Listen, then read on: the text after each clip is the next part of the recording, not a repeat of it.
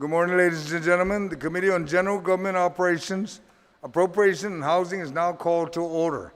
For the record, today is Tuesday, June 23rd, 2020, and the time now is 9 o'clock. Notice for this budget hearing was disseminated via email to all senators and all main media broadcasting outlets. First notice was issued on Tuesday, June 16, and second notice was issued on Friday, June 19. The committee will hear and accept testimonies on Bill 282-35 LS, the fiscal year 2021 Appropriation Act as requested by the governor, relative to the Guam Police Department fiscal year 2021 budget request. Joining me for this budget hearing this morning, I have the Senator Kelly Mars Taitunu and the Minority Leader, Senator Tello Taidui. I know I was contacted by Senator Pitu, the Oversight Chair of the Guam Police Department. He's en route. General rules for the budget hearing. The conduct of this budget hearing shall be as follows. Those testifying on behalf of the department will be recognized by myself and invited to the panel. They have been invited. Written testimony shall be submitted to the committee. Please provide my legislative staff with written testimony for photocopying. Testimony may be read and lengthy testimony should be summarized. Testimony shall be confined to the substance. We're going to be discussing the budget of the Guam Police Department for 2021.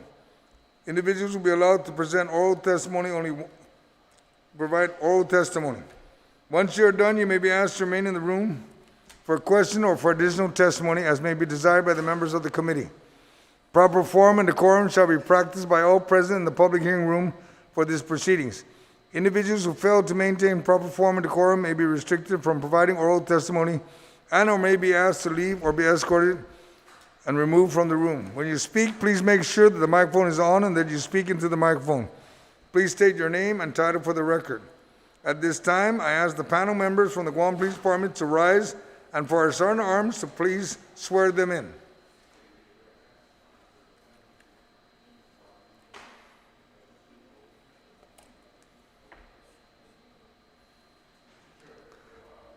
Thank you, Sergeant Arms.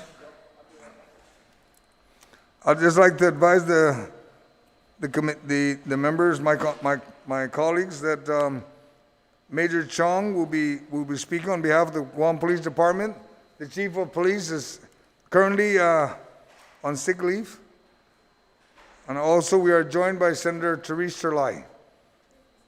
Major Chong, sir, if you may begin, sir. And I understand you have a video or slides you want to present. Sir?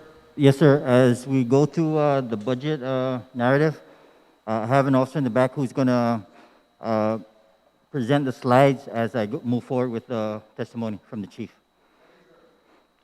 Okay. Good morning, Mr. Chairman and members of the Committee on Appropriations and Adjudication. I am Major Manny Chong, the Acting Police Commander for the Guam Police Department. I will be presenting the budget testimony from the Chief of Police, Stephen C. Ignacio, as he is currently on sick leave today. Before I begin, I would like to introduce the Administrative Services Officer for the Guam Police Department, Ms. Virginia Manglonia, who will be testifying beside me today. Good morning. Sir, can you hear me? Am I muffled? Would you like me to? You can go ahead and bring it down, Major. Okay, thank you.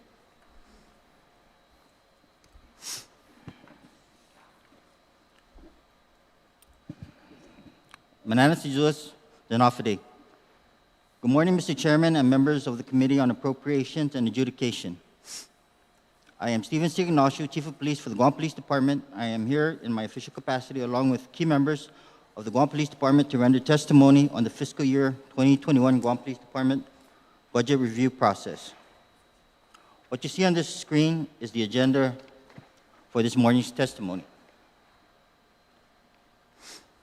As I begin our testimony, I would first like to thank the committee for your continuous support of the Guam Police Department.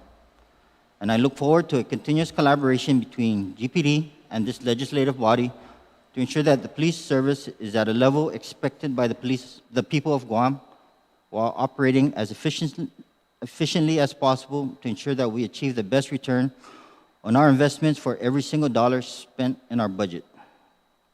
It is important to note that the staff and management of the Guam Police Department continues to work closely with the Bureau of Budget and Management Research and the Department of Administration to ensure that we are meeting the intent of the current Budget Act and developing solutions that will assist us in achieving the priorities of the Guam Police Department while understanding that we must be as efficient as possible. These priorities are to ensure that our personnel of police officers, statisticians, criminalists, law enforcement dispatchers, mechanics, and administrative and logistical non-uniform employees are led, paid, trained, and equipped to perform their duties. I am confident that our FY 2021 budget request submission achieves this and is adequate. Our testimony this morning provides an initial assessment of the FY 2021 budget projections introduced by the Governor of Guam, Governor Lourdes Leon Guerrero. GPD expects funding in the general fund, special fund, and federal fund match categories to sustain police operations throughout the fiscal year 2021. An analysis of the FY 2021 budget projections in comparison with the FY 2020 Budget Act, Public Law 35-36, provides an overview of continuing costs critical to sustaining police services. A detailed view of the categories in the appropriated funding sources provided in the projections will show the distribution of the Guam Police Department's budget in the General Fund, Special Fund, which includes the Police Services Fund, Guam Highway Fund, Police Patrol and Equipment Fund, and the Tourist Attraction Fund, as well as a federal fund match. The careful distribution of funds within each category of appropriations is crucial to the performance of GPD's operational, investigative, administrative, and logistical services, and thereby contributing to the success of the overall goals and objectives of the department. General Fund. In the General Fund, the fiscal year 2021 projection is $30,054,162, an increase of 9.38% or $2,820,006 from the current fiscal year. This increase is a direct reflection of 6 major initiatives. Number 1, significant increases in the number of sworn officers recruited into training cycles and commencing to field work by December of this year. This increase will help to realize the implementation of the municipal policing in the 19 municipalities and support efforts in the specialized units addressing violent crimes, property crimes, dangerous drugs, juvenile safety, and domestic abuse, highway safety, and cybercrimes. Number 2, sustain a civilian support staff providing administrative services to the public, managing federal grant fund programs, budget and payroll management, human resource development, which includes this aggressive recruitment objective, procurement and logistical support, communications and information technology management, vehicle and special equipment maintenance, and facility management.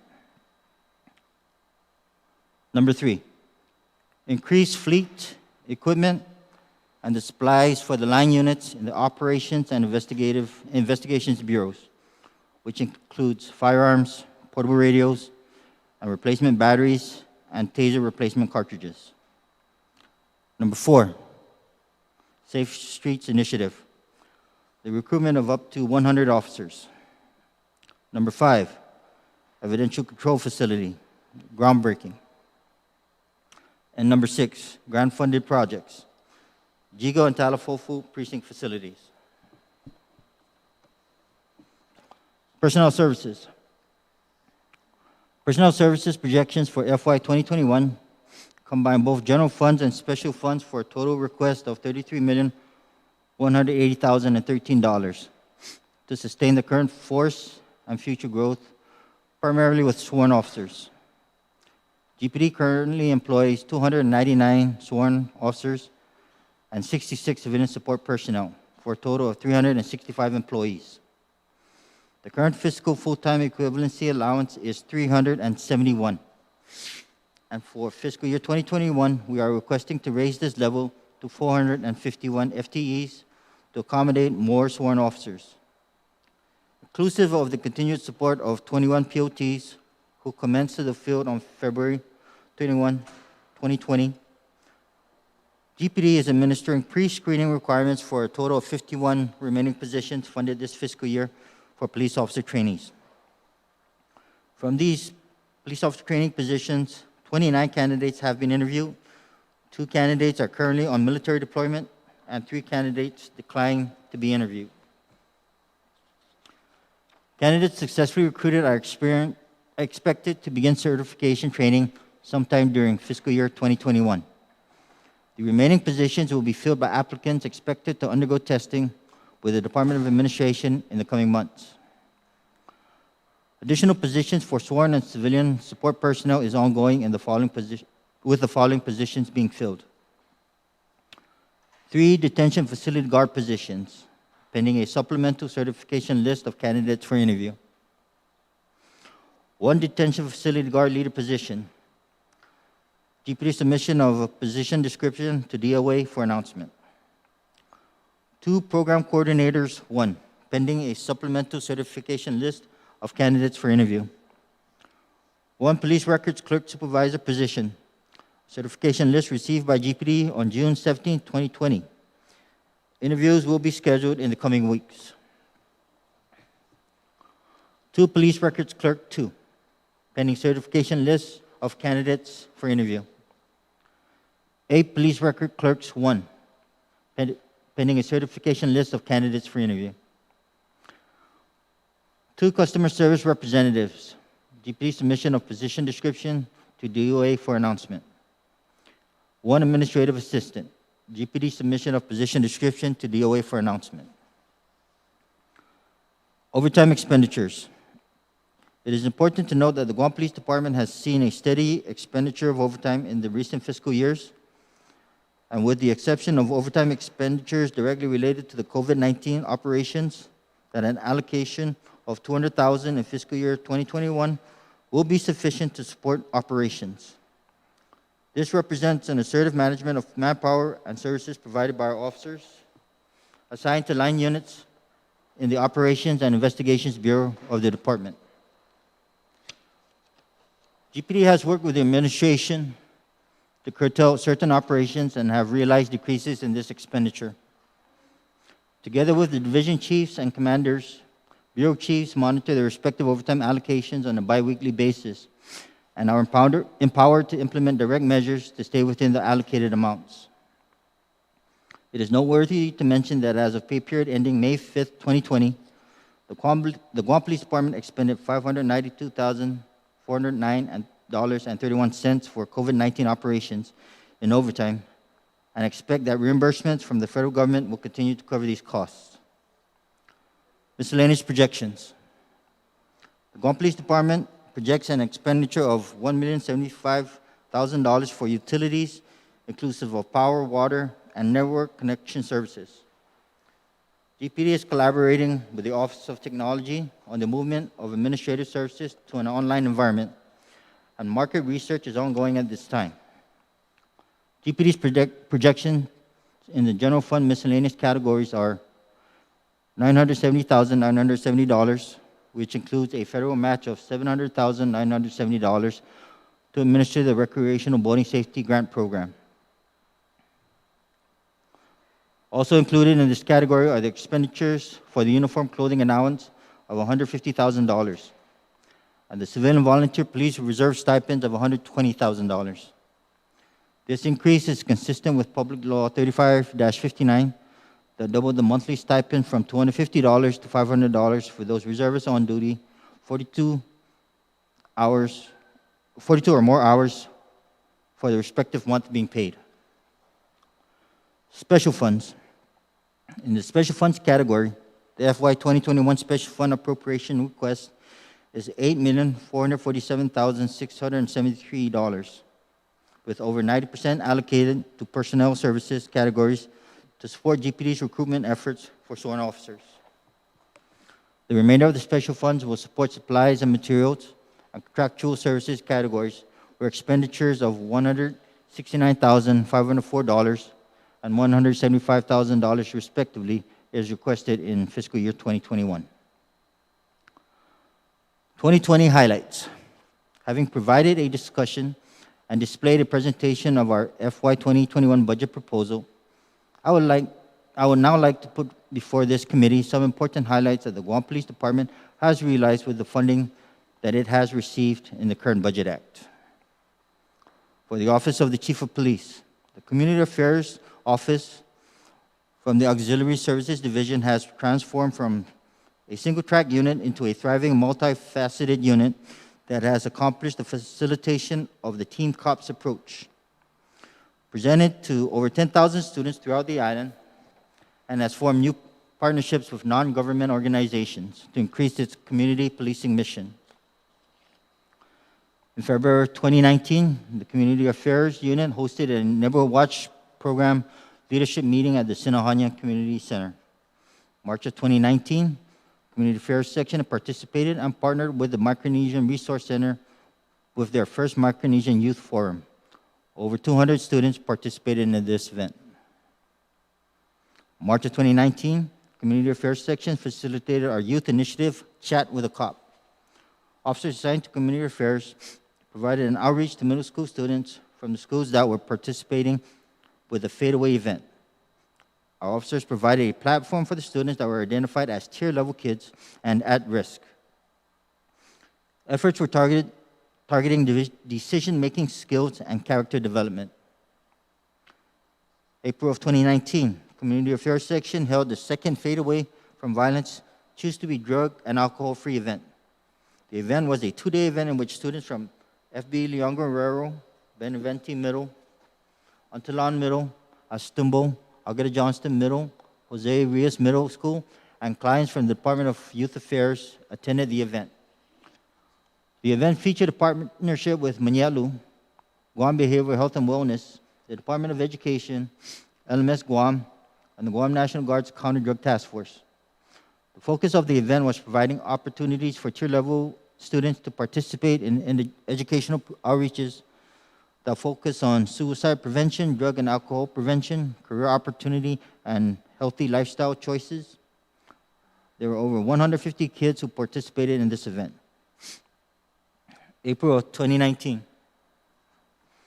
Community Affairs Section partnered with the Micronesian Resource Center with their Art in the Ville youth outreach. The event featured artwork, creative writing, musical performances, and poetry from kids within the Hemlani Apartments, Totu Gardens, Pagacha Housing in Agate, and the Zonia Gur Housing. The event was held at the Guam Museum. May of 2019, Community Affairs Section, alongside the Office of the Chief of Police, partnered with various stakeholders and Department of Education with the School Safety Initiative. Representatives from the Community Affairs Section attending 3 town hall meetings at the Liguan Elementary, Carbolito Elementary, and Inaran Elementary schools, and were a part of the working group in developing ideas about safety within the schools. May of 2019, personnel from Community Affairs Section assisted the 2019 Police Week Static Display Committee with the static display held at the Sagan Besita in Agate. In attendance were the student population from Marshall Sablan Elementary, Harry S. Truman Elementary, Ocean View Middle School, Inaran Elementary, Talafofa Elementary, and the Inaran Middle School. Over 2,000 students attended in the educational outreach and featured science in law enforcement.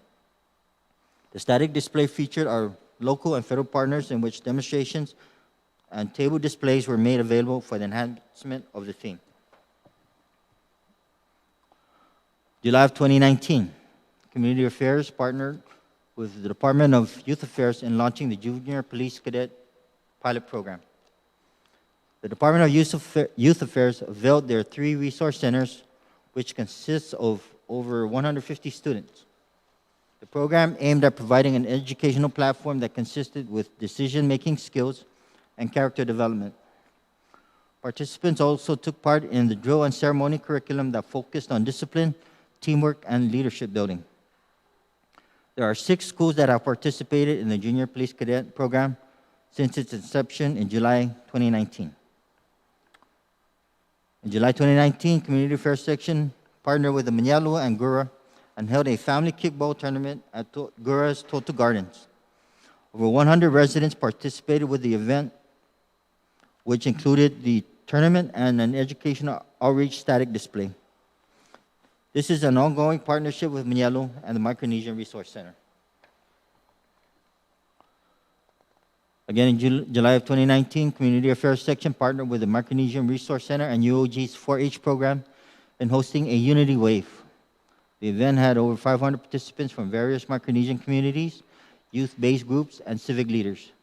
The goal purpose for the wave was to spread awareness and unity within the community in light of the Manguinao Machete attack. In August of 2019, Community Affairs partnered with the Guam Community College and the Mayor's Council of Guam in hosting the first Neighborhood Watch Safety Symposium at the Guam Community College's multi-purpose room. This is an ongoing initiative with the Mayor's Council of Guam and the various Neighborhood Watch groups. August of 2019, the Guam Police Department and the Department of Education collaborated with the High Five, a 5-0 Welcome Back to School initiative. The initiative is aimed at providing positive interactions with students and our local and federal law enforcement and first responders. This is an ongoing initiative with the Department of Education. August 2019, Community Affairs Section partnered with the McDonald's restaurant in hosting Coffee with a Cop at the Giga McDonald's. The Guam Police Department's command staff attended the event and fielded questions from the community pertaining to public safety.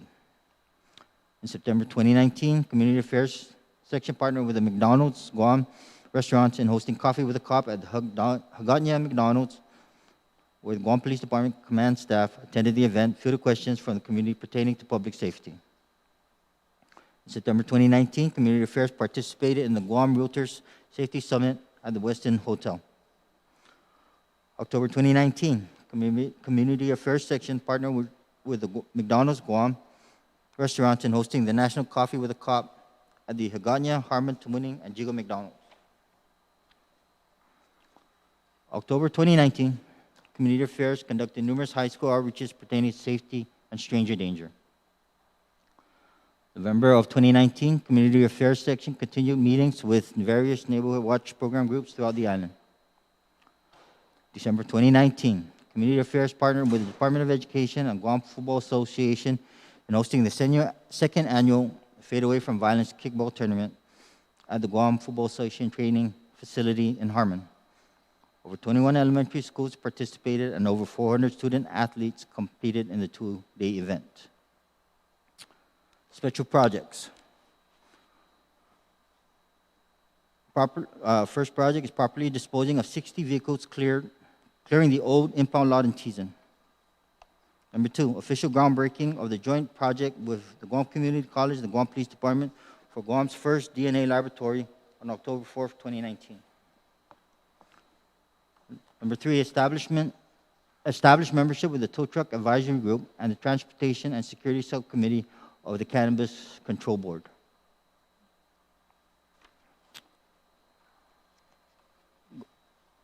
Polygraph Office. Okay, Lieutenant Mark Torrey has served as the only polygraph examiner. He is collaterally assigned as a polygraph examiner, added to his duty as the acting division chief for the administration division. He has conducted polygraph examinations to the Guam Police Department's police officer trainees and Department of Corrections recruits. The Chief of Police has selected 2 personnel, namely Captain Darren J. Caldwell and Sergeant Mike L. Elliott, to attend the polygraph examiner's training in Philadelphia, but due to the COVID-19 pandemic, the training was delayed. Sergeant Elliott has completed the polygraph examiner's training in June of 2020, and Captain Caldwell has been scheduled to go back in September 2020 to complete his training. The polygraph office will have 3 polygraph examiners by October 2020. Okay, moving on to the Operations Bureau. The Operations Bureau is comprised of the Neighborhood Patrol Division, Special Operations Division, and the Highway Patrol Division. The strategic direction of these divisions is to protect life and property, prevent criminal activity and irresponsible driving habits through the enforcement of criminal and traffic laws, investigate crimes and traffic accidents, apprehend criminals and traffic violators, enforce boating regulations, provide specialized tactical response when needed, and develop community-oriented policing concepts to create a cohesive relationship with all walks of society. Also, to develop and implement community-oriented policing units, establish and maintain freely associated states community outreach, neighborhood watch program planning,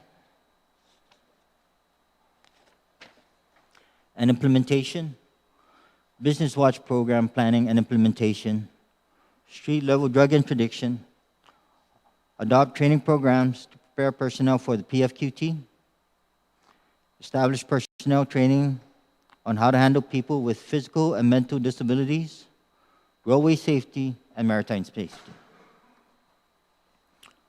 On the issue of drug interdiction, the individual precincts have increased patrol-level drug interdiction.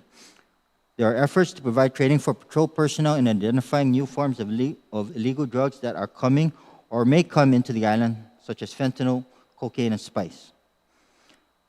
Training on identifying characteristics of users of these illegal drugs, and training on the dangers of interacting with these types of drug users. Several personnel from the Highway Patrol Division and precincts have attended training on the Advanced Roadside Impaired Driving Enforcement, and 3 Highway Patrol Division personnel have been trained as drug recognition evaluators as part of the patrol-level drug interdiction effort. A K-9 officer has been assigned to the Drug Enforcement Administration Drug Task Force, with another K-9 officer undergoing training, who will be assigned to the United States Postal Service Task Force. Command staff are currently in the procurement process for drug detection equipment and personnel protective equipment for patrol, special operations, and detectives from Criminal Investigations Division. On the issue of dealing with persons with disabilities, GPD had command staff personnel attend training on how to handle people with physical and mental disabilities, which were passed on to the personnel. Policy has been created which guides GPD personnel on how to handle situations involving persons with mental or physical disabilities. GPD has representation in the Guam Behavioral Health and Wellness Planning Council.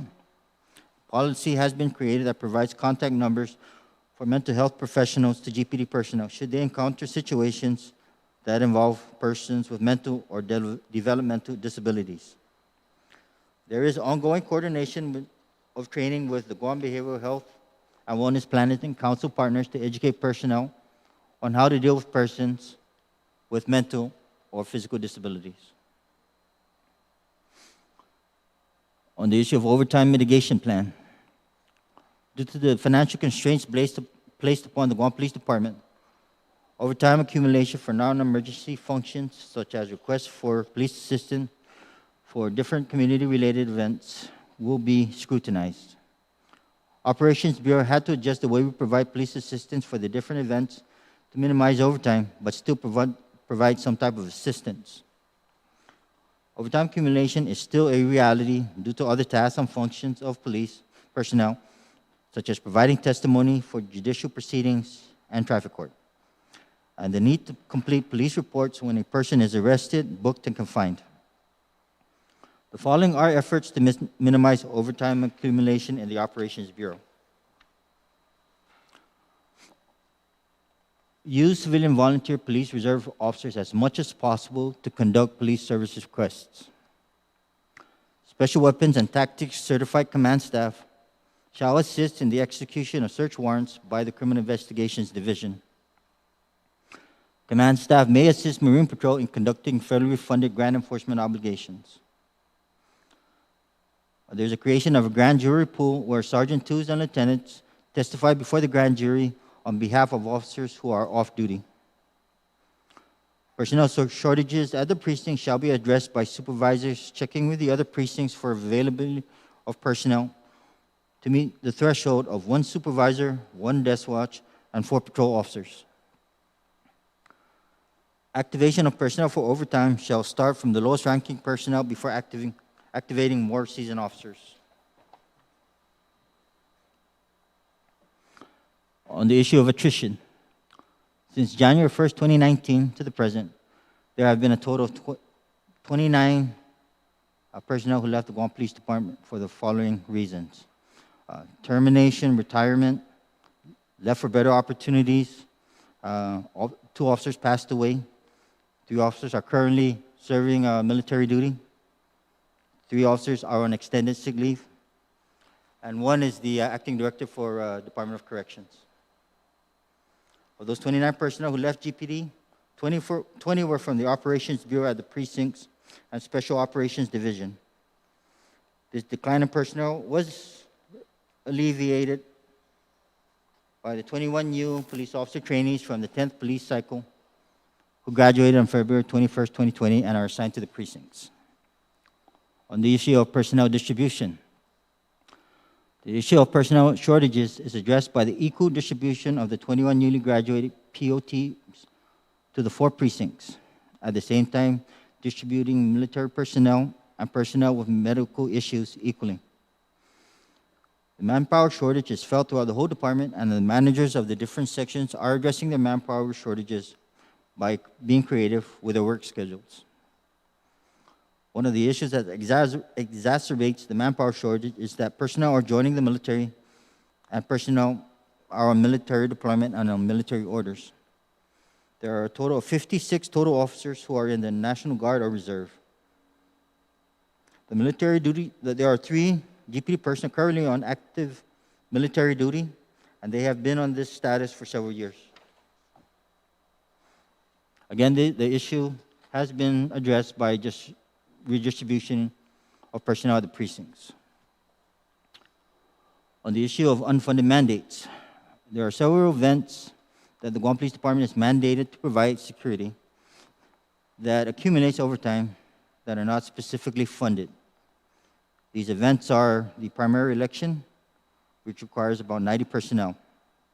The general election requires about 90 personnel. The Liberation Day Parade, which requires about 120 personnel for the pre-parade, the day of the parade, and post-parade tasks.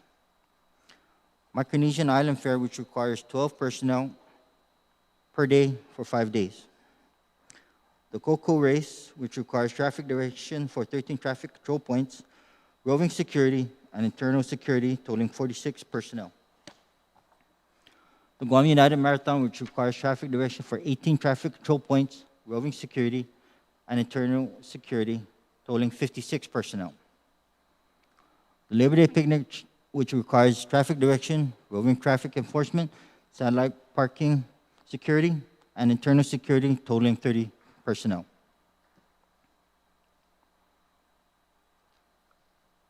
The next bureau I'm going to talk about is the Investigations Bureau. The Investigations Bureau is responsible for follow-ups of all criminal incidents that are filed or reported to the Guam Police Department. The Bureau is comprised of 2 divisions, the Criminal Investigations and Forensic Sciences Division. By its very nature, the 2 divisions are also tasked to investigate all complex investigations.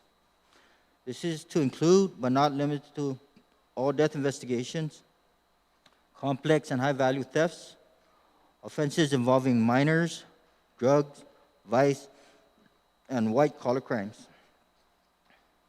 The Criminal Investigation Division, to assist with the costs and needs of the division, the narcotics groups within the division utilize the Edward Burns Grant through our federal law enforcement partners to assist in meeting financial needs associated with specialized and complex narcotics investigations. In 2019, the Narcotics Investigations Group confiscated various drugs with an estimated value of $1,295,555.50 and seized $548,194 in drug-related money from suspected drug traffickers. The Criminal Investigation Division has a specialized domestic assault response team consisting of 6 police detectives and 2 victims' assistants. That it continues to address specific crimes from a holistic approach that addresses the crime and the victim to bring better services and address the victim's survivor concerns during investigations. This team is helped by the STOP grant, which continues to support these efforts through funding for personnel and resources.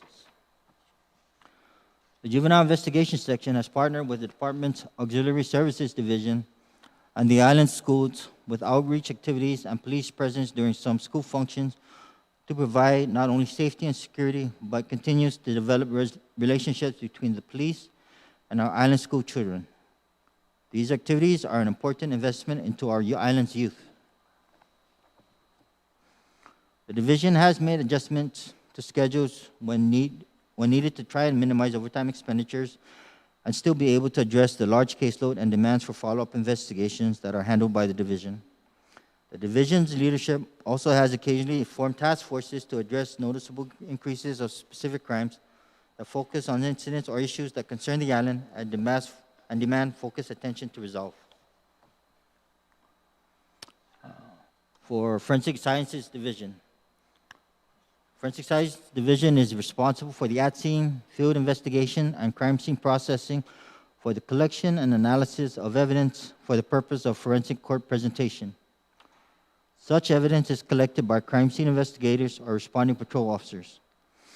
The division is comprised of 3 sections, which is the Forensic Science section, Crime Scene Response section, and the Evidential Control section, and is further broken down into 9 units, which is the Drug Unit, Serology Unit, Firearms and Tool Mark Unit, Crime Scene Investigations Unit, Fingerprint Unit, Photo Lab Unit, ECS Admin Unit, Bin Control Unit, and the Evidence Intake Unit.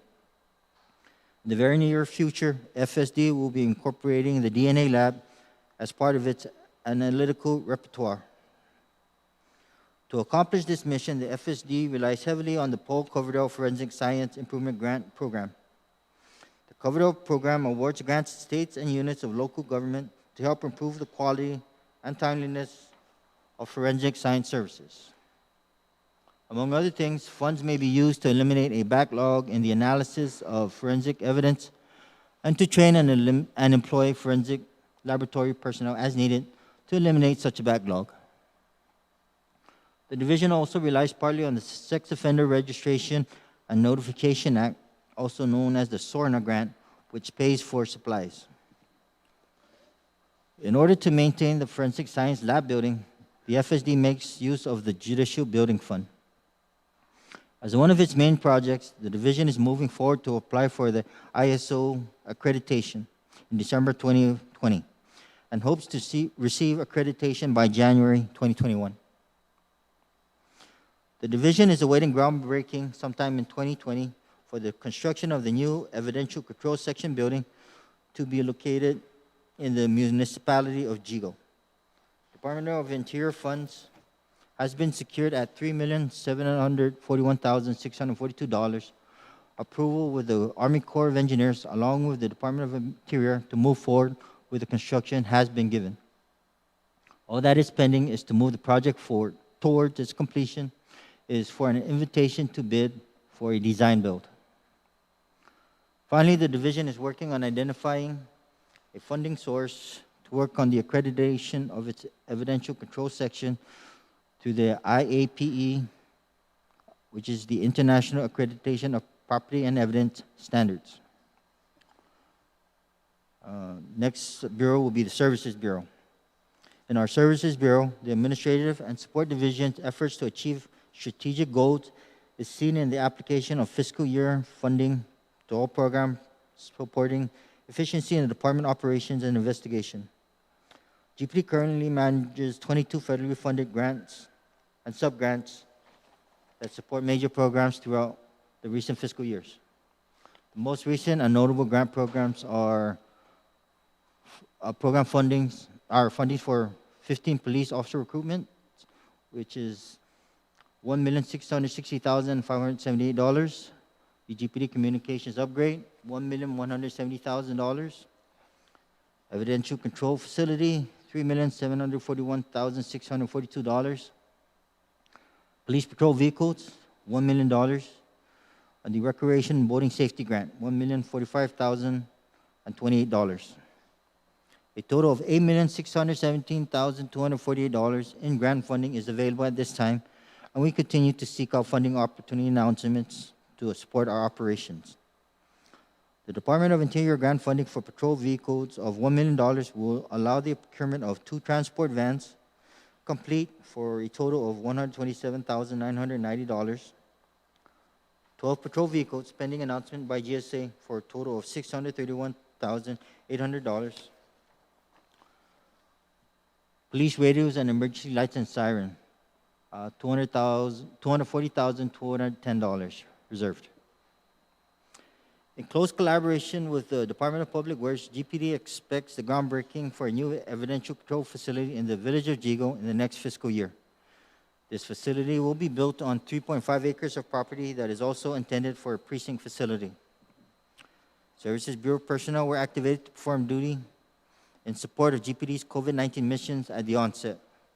Personnel managed to coordinate the submission of federal grant applications, conduct market research, and providing logistical support for operations in the field.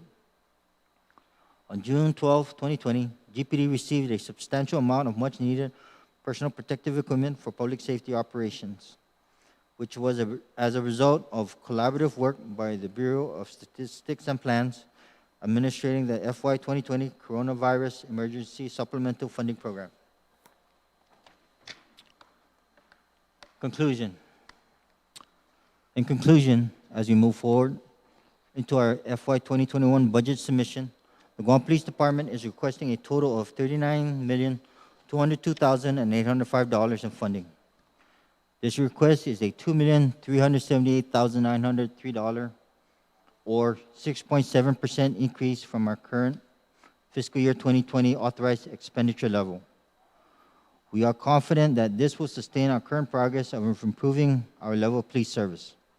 The general fund, special fund, and federal fund match portions account for the true personnel costs, to include non-COVID-19 overtime projections and the recruitment of up to 51 police officer trainees. Additionally, it will continue to address the issues in all three bureaus within the Guam Police Department, allocate sufficient funding for our CVPR stipends, purchase parts and supplies, and fund other contractual services. It is my goal in the coming year to continue in accomplishing my vision for the Guam Police Department by growing the department through recruitment of sworn and non-sworn employees, strengthening our civilian volunteer police reserve program, increasing our vehicle fleet, increasing our fixed assets, and improving the conditions and standards throughout the entire department, while staying within the expenditure levels of our budget proposal. The Guam Police Department is committed to our Governor's expectation to develop a policing effort consistent with the Governor's Safe Streets initiative. Internally, we will continue to improve the efficient and judicious accounting for funding that is made available to our department. Externally, we will continue to work with our community partners, federal counterparts, and both municipal and island leaders to take advantage of project adoption or sponsorship and funding opportunities. We are committed to working with this committee, as well as the entire 35th Guam Legislature, to assist the Guam Police Department in accomplishing its goals for a safer community. Sizulis Moasi, thank you for the opportunity to present this testimony on our budget proposal. At this point, I am subject to any questions if you have. Thank you. Thank you, Major Chung. I'd like to also recognize my colleagues that have joined us this morning. We have Vice Speaker Talina Nelson. We have Senator Regine Besco-Lee. We have Senator Luis Muñoz. We also have Senator Jim Moylan. I think that should cover everybody else. I think Senator Will Castro. I apologize, Senator. At this point, Major Chong, I made sure that we provided your staff a copy of how the Office of Finance and Budget, based on the information on the budget that we received, but I noticed that there may be some information that you've identified that may offset what we see. So we'll probably have to get with your office so we can make sure the numbers match. I know she's shaking her head that, yeah, there could be several $1 million more that you got federally that we didn't see it until you've announced it today. So that's great. That's good. I'm hoping you get more millions of dollars from the federal government. But I'd like to ask, on the coronavirus relief fund, GPD was approved funding of $790,000 thousand. I think that came from the governor. Could you explain what the funds will be utilized for?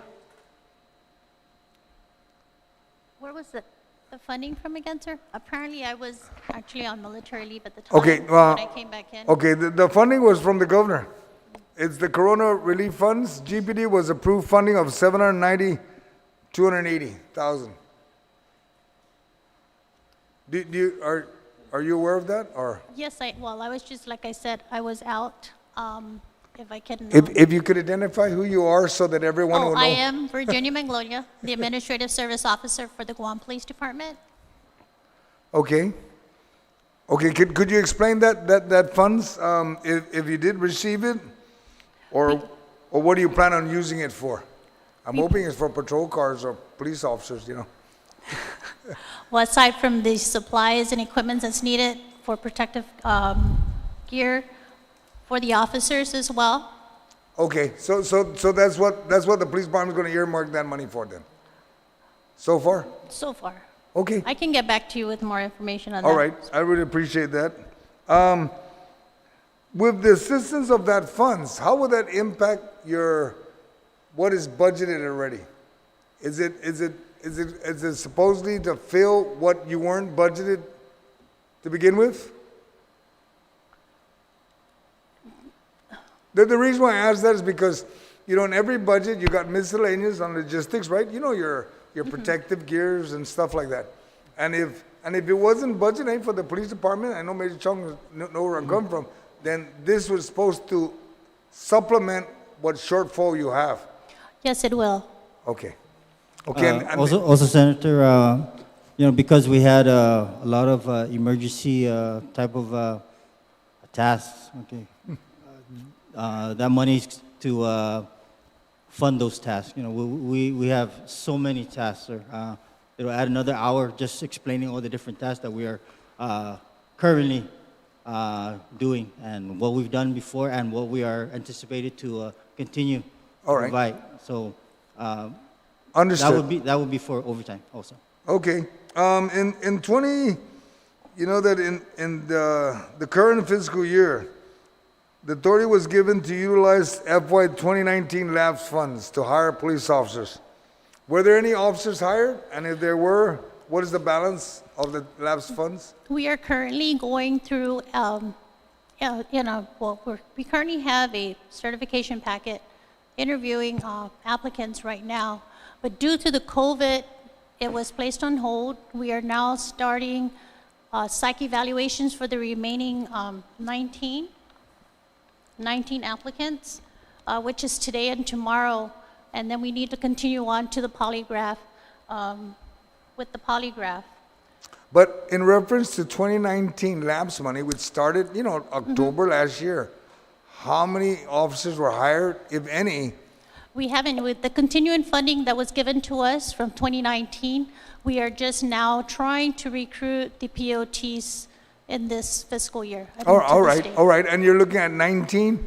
The lapse money would be sufficient to cover for We're trying to 19 recruit police officers? 25 Okay. with that. Okay, there are 78 vacancies requested, which amounts to 4.8. I'm looking at your pre-pandemic budget, okay? Now, what are the chances in FY 2021 you'll be able to fill it? The reason why I have to ask this question is because as we approve budgets and you can't fill it, it's preferred that we be more realistic in giving you what you know you can use and spreading it across for other agencies to use. I want to make sure you guys get what you need, you know what I mean? But we got to be realistic that it's not like you have a long list of folks that are willing to join. Exactly. So realistically, would you say in the 78 vacancies you have, which equates to 4.8, what is the numbers you would hope and pray and ask the people who come to please apply and so you can fill? That is true. We currently have 51 or 53 recruitment applications with DOA at this time. The problem that we are encountering is that there isn't enough applicants to, sustain the number of applicants that we need to interview to fill those positions. And then with that said, depending whether they pass the polygraph, the BI, and all that other, it will depend on the number of actual applicants we actually hire into the department. So they do have a continuous announcement going on with DOA. At the same time, with the COVID pandemic, they're exercising the social distancing, and they are trying to find out or set a date as to when they're going to test the 173 applications that they currently have. So you have how many applicants that are? So far, according with DOA, I've confirmed with them, they have a total of 173 applicants that are pending testing with them to see if they meet the criteria before they actually can certify a list. Okay, then I'm not even gonna talk about spreading that wealth. What is the status of the 200,000 authorized for funding surveillance cameras that was passed last term I believe that, or this year? And has the impact of the investment on the crime rate improved in the areas the cameras were installed, if installed? Remember we had some cameras that we... None of the cameras have been installed. We were still going through The bidding process. Bidding process. Okay. To get that done. Understanding that the pandemic really shut us down with a lot of ongoing projects that we had. Okay, even recruitment, we should have had a cycle going through right now, but because of the pandemic, that was shut down. Understood. Okay. At least we know that that's still an ongoing project, because I Yes, know sir. that Yes, sir. there are quite a few senators here that were 100% backing the cameras. And we're trying to find additional funds also to give you more funds for those. Yes. During last year, let's see. I remember Major Chong, you reported that the average response time last year's budget, you were trying to find ways to adjust that. Has GPD made efforts to officially track the response time and obtain the average rate? Remember last year we were talking about, you didn't have enough police officers, and I understand that. Yes. But were you able to adjust the time, the response time, and so that the people of Guam at least can anticipate that with the recruitment, if it wasn't for the pandemic, I know we would have had a lot more officers out there. Yeah. Response time would have reduced. Were you able to reduce any of it? So when the recruits were sent out to the precinct, understand that they are still new personnel. So we don't just put them in a patrol car and let them, start patrolling. They still need some guidance from a seasoned officer. Okay, so they had to be. It was like one officer because they're still riding in one vehicle. Okay. Also, crime did not stop because of the COVID-19 pandemic. In fact, crime kind of, if you read the news, crime kind of went up. Okay, so yes, we had an increase of personnel out in the precincts. However, crime did rise a little bit because of that. So it just offset itself. All right, okay. And I'd just like to let the people of Guam understand that in the police department, I guess the OJT or the probationary period is 12 months. For most of the people in Guam don't realize that is that exactly what Major Chong brought up. Police officer not just go to the boot camp and they're thrown out there. No. Yeah. They actually stayed about 12 months with a seasoned officer.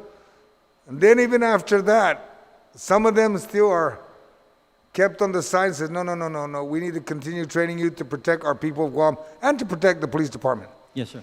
Okay, and you are aware that the TAF Tourist Attraction Fund is not performing well.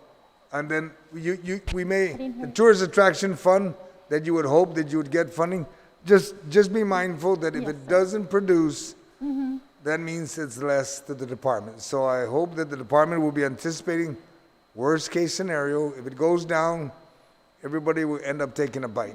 Okay? Just fair warning on that one. And I'd like to also recognize Speaker Tina Munoz Barnes has also joined us.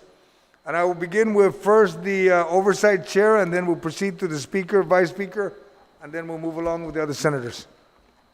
Senator Pito Talay. Major, thank you very much. Mrs. Manglonia, thank you very much for sharing this moment with us. I just have at least two questions that I wanted to impart to the two of you. One of the questions that I have that I get bombarded for is the lengthy time that police officers are getting their overtime. Can you give me an explanation, Major?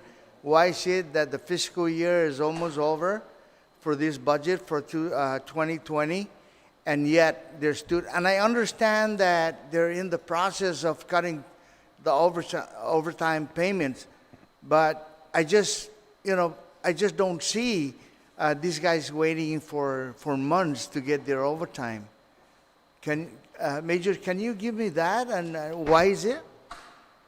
Sir, I would like to defer that to Ms. Virgie. I handle operations. I don't handle the funds. Major Andrew, who handles our funding in the department, he's also on sick leave. Okay, so I would defer that question to Ms. Virgie. Senator, before I start, as of yesterday that I found, overtime has been paid out or has been processed up till June 9th. The reason why they're not, it's not a matter of not getting their, of course I know overtime is supposed to be paid 2 weeks after regular roll.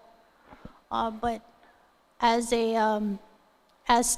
overtime justification comes in too, it has to be submitted in a timely manner to the approving authorities, then to our office, to payroll office, and our payroll tech clerks do have, to enter.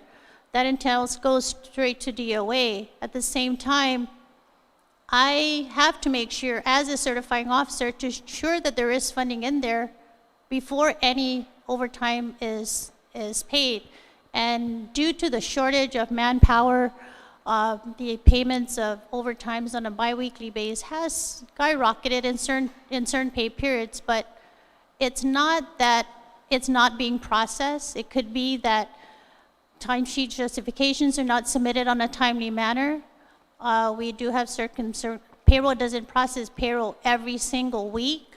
So we are working with them, and I'm working closely with DOA payroll to ensure that we are caught up, most especially now that we're going through this pandemic, and overtime especially for COVID related, are paid on a timely manner. So because of that, and we just got back to full force with the government opening up, we are making sure, I'll make sure that it's caught up on time. But I am working with DOA payroll to see what we can do to make sure that we are actually, up to date with paying out our officers and even our civilians who are out there working as well. Thank you very much. And I understand because, I served the police department for 18 years. And most of the time, we don't get our overtime payment until almost the end of that fiscal year. And I understand the frustrations you go through. And I give the Guam Police Department a lot of credit because I know that many of you, not operationally, but administratively, you're inundated with a whole lot of things that you need to really actually complete. So I'm just asking that, the reason why, and I understand because, I've experienced that for 18 years and some of our overtime at the time were even thrown away. So that back then you don't complain about why you don't get the amount that you're waiting for. Another question that I wanted to ask you or the Major is, and I'm asking this because, as chair of public safety at the police department, I get bombarded. I get inundated. I get almost every day with calls on why is it that the police reserves don't get paid. Really, they sometimes have to wait like over half a year, 6 months before they get paid. And I just hopefully we can expedite some of the payments to these police officers because, they do have families and things like that, and with the coronavirus and things, that's happening right now, the situation, everybody has that hardship of just coming out with the finances that they need to support the family. So I'm just asking the police department, if we can kind of just allow a little bit of payments every time, to these volunteers. And that's what I wanted to raise, because I think your explanation would be the same with the first questions that I asked. And I want to thank you both for sharing this wonderful moment with all of us. Thank you very much. Sir, if you don't mind, if I can comment on that, a comment that you had. That one officer that calls you every day, okay, I think he's over-exaggerating with the time that he's saying that he hasn't been paid, okay? When we get our timesheets, we get it on a monthly basis, okay? CVPR needs to work 42 hours to get paid. So if somebody hasn't worked 42 hours complaining that he hasn't gotten paid in months, okay, it's because he hasn't received, he hasn't put in his 42 hours, sir, okay? But I sign these CVPR timesheets on a monthly basis, and it goes through the process, okay? Understand that it is not the Guam Police Department that is the holder of the money, okay? There are other agencies involved, okay? So, sir, if you can explain to that one officer, again, that calls you every day, that maybe he could stop or he'll slow down his calls to once a week.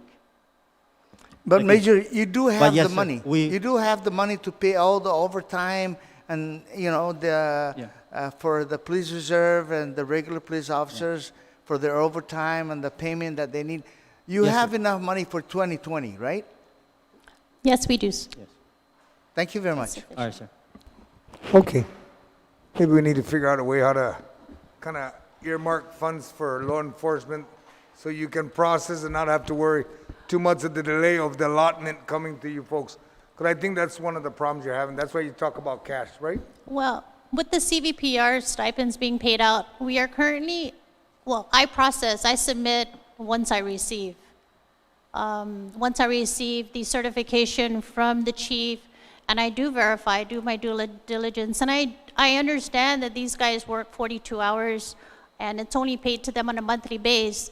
So, the thing is, the sooner you get it in, the sooner it gets to me, the sooner I get it off my desk. Okay. But we are up to date. As far as what I've got and what was processed, they've got the last check, last submission for payment. All right. But are you having any problems of allotments? With the allotments for payout for CVPR stipends, no, Senator. No, allotment in total for the police department, based on the schedule that's put out. No, we're good. You're good? Okay. Speaker Tina Munoz Barnes, you want have any questions? Then you'll be followed by Vice Speaker Jelena Nelson. Sizuos Masi, Mr. Chairs, and Manana Sizuos, thank you, Major Chong and Ms. Manglonia, for being here and your presentation. I apologize for my tardiness. I had to clear some issues. But I want to share with you as I look, and thank you for a very thorough presentation. And as I'm looking at your highlights, the first question that comes to mind, and I apologize if this was said earlier, but you have 29 personnel who left the Guam Police Department. Yes. And those in year 2019 and 20 have been warm bodies. And out of those 29 positions, are those positions already filled and taken care of? You have 12 that were retired, 7 for better opportunities, 2 officers passed away, 3 are currently on military orders, 1 is the acting director at DOC, 3 are on extended sick leave, and I think 1 was terminated. And I think that was a total of 29. So warm body to warm body, have those positions be filled? No, we haven't. I believe the way or the movement that GPD is turning to is utilizing and building the force, bringing the funds for these vacancies to recruit more POTs so we can build and bring in trainees because if you go ahead and promote, I know promotion is needed in the department for morale, but if you take those 29 positions and you promote for them and you hire, it'll be more likely higher than what the person had left when they decided. So to grow the department as well, and knowing that funding is going to be very difficult, the best way that we saw was to use the vacancy fundings for these positions. And instead of hiring one sergeant one or one sergeant, you can actually bring in 2 POTs to bring in and train them. And as these attritions, people decide to retire later on, at least you have POT trainees. By the time that happens, there'll be PO 1s and 2s, and then you can build. So we haven't recruited for those positions that were vacated. No, but there's no in-house promotions for those The positions last that are... in-house promotion we did was in 2018, 19, 17, yeah, the last, 2017, yeah. yeah. 2017 was when we did the last promotions of sergeants and lieutenants and I captains. just know it's critical, looking at the 29 positions on the hard bodies that were there, Yes. especially those that have left for higher opportunities, those that have passed away, those that are currently on military orders. I understand those 3 officers can't be replaced, but all the others, I think there should be something that we can do within to at least in-house, to help support the programs that you guys are doing currently and the highlights that you're working with. Yes. And as I understand it, I know that the overall increase of the budget is for 5% higher than the 2020 authorized budget. I know that the funding sources that we're working with is the Police Service Fund, the Guam Highway Fund, the TAF, which the Oversight Chair said may be very, very Yes. critical, because the funding there is a large amount that helps support the efforts of what you guys do, and that probably is going to be very critically hampered, because that might not become full fruition. And then I know that you also have the Police Patrol Fund. The question I wanted to ask there is that, in light of the COVID pandemic, what is the status of providing our police officers with the necessary PPEs, and how they're ensuring that they are safe while they're, and how they keep others safe and while they're on duty, as it relates to the PPEs? Okay. We've had several private partners donate PPEs to the department. Also, we've been working with the administration on having PPEs purchased for the department. So, we're okay with as far as acquiring PPEs for the officers. Okay, then. And if I can comment on your previous question, ma'am, we did not bring new employees into the department. However, those that did leave the precincts, they were relieved by the POTs that were newly graduated. So, like I said before, it just balanced itself out. We had 20 leave, 20 come in. Maybe the next question then I want to ask is, and maybe this would go to Ms. Manglonia, and as far as the federal grants that GPD has worked on the CARES Act, and all the programs that are out there from the federal government, has GPD taken the opportunity to apply for any possible federal grant or resources that can help the department within COVID-related stuff? And that could be everything which we've been enduring for the last 3-4 months. Is this aside from what was given? Yes. No, we haven't actually reached out to get any other, apply for any other federal grants in relation to the COVID that can assist the department. The reason why I say that is usually on a weekly basis, our office gets to hear the weekly briefings from the White House as it relates to a lot of resources that can continue to come to our island. I know that there's been a lot, literally over 1.3 to 1.7 billion of resources that have come to our island, and there are a lot of grant opportunities that our agencies can look into. And as it relates to safety and working within the community, I know that GPD has the opportunity to look for grants out there, and maybe what you could do is work closely with the governor's office and the federal programs there to see what you can do, because those grant opportunities through the CDA are still open, and I think it's important that you look into that, please. Okay. And if there's Okay. any link that you need, you can call my office and I'll get you the exact link to work with. Okay? Will do, Senator. I also want to note that throughout the nation, data has shown that having a more diverse police force has reduced incidences, and it has allowed for more proactive approach to policing. And with the increase of our COFA migrants, our brothers and sisters from Micronesia, and while I want to commend the Guam Police Department for what you do, especially with Sergeant Paul Tapau and his team for the outreach with the Micronesian One-Stop Center in Manetlu with Ms. Taitsino. How are you guys doing with the recruitment of a more diverse police force in your efforts? Is this something that we're looking for? I know that there was an article yesterday that talks about the increase of our migrant brothers and sisters and how we can relate to the efforts. I know that when we had discussions about how we can help our community, our FAS community, there were programs that you guys do that helps out and really engages in the students coming. We've had several participations and work with the police department. I want to ask, how has that been in as far as recruiting those from the FAS community that can provide for better, I guess, stewardship? Yeah. Okay, first off, ma'am, I reached out to all my former instructors at the University of Guam, and I asked them if they could put it out to their students, okay, that the Guam Police Department is hiring, okay? And I also asked if they can really focus on our FAS students, not just FSM, but FAS, okay? I've done that. I've been doing that, and I continually do that, okay? I've actually had a meeting with the FSM consulate, okay?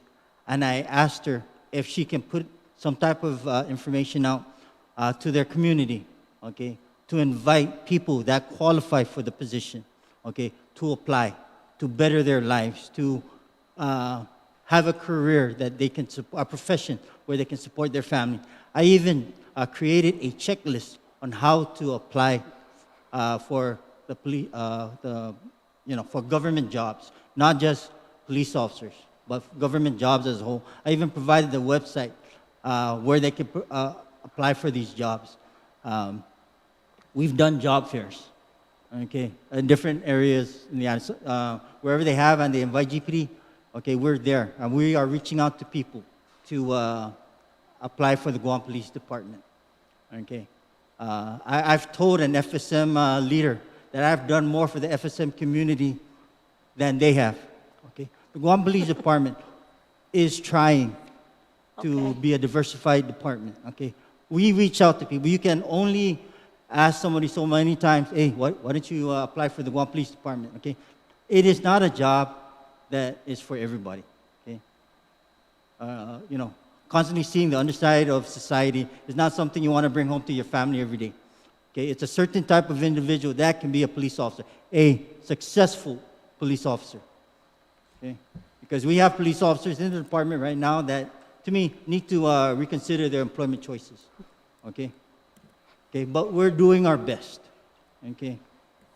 Thank you very You're much, welcome. Major Chung. I just want to continue to share in the efforts that you do, but more importantly, is as we look at a diverse population and a community we have, a lot of times it makes a big difference when we have leaders in the area of law enforcement to be a role model and to work with these guys. And I will continue to work with you. I just want to say that I think it's important that we continue to press upon, because a lot of these students, a lot of these residents just need some guidance and need to be able, and sometimes when they see great leaders or those who really make a difference to help their community, those things get emulated. And I want to say that if that opportunity is there for us to apply for grants, additional grants, that we see that it's literally continuing to come to us, and we have a window of opportunity up to December to apply or to work with,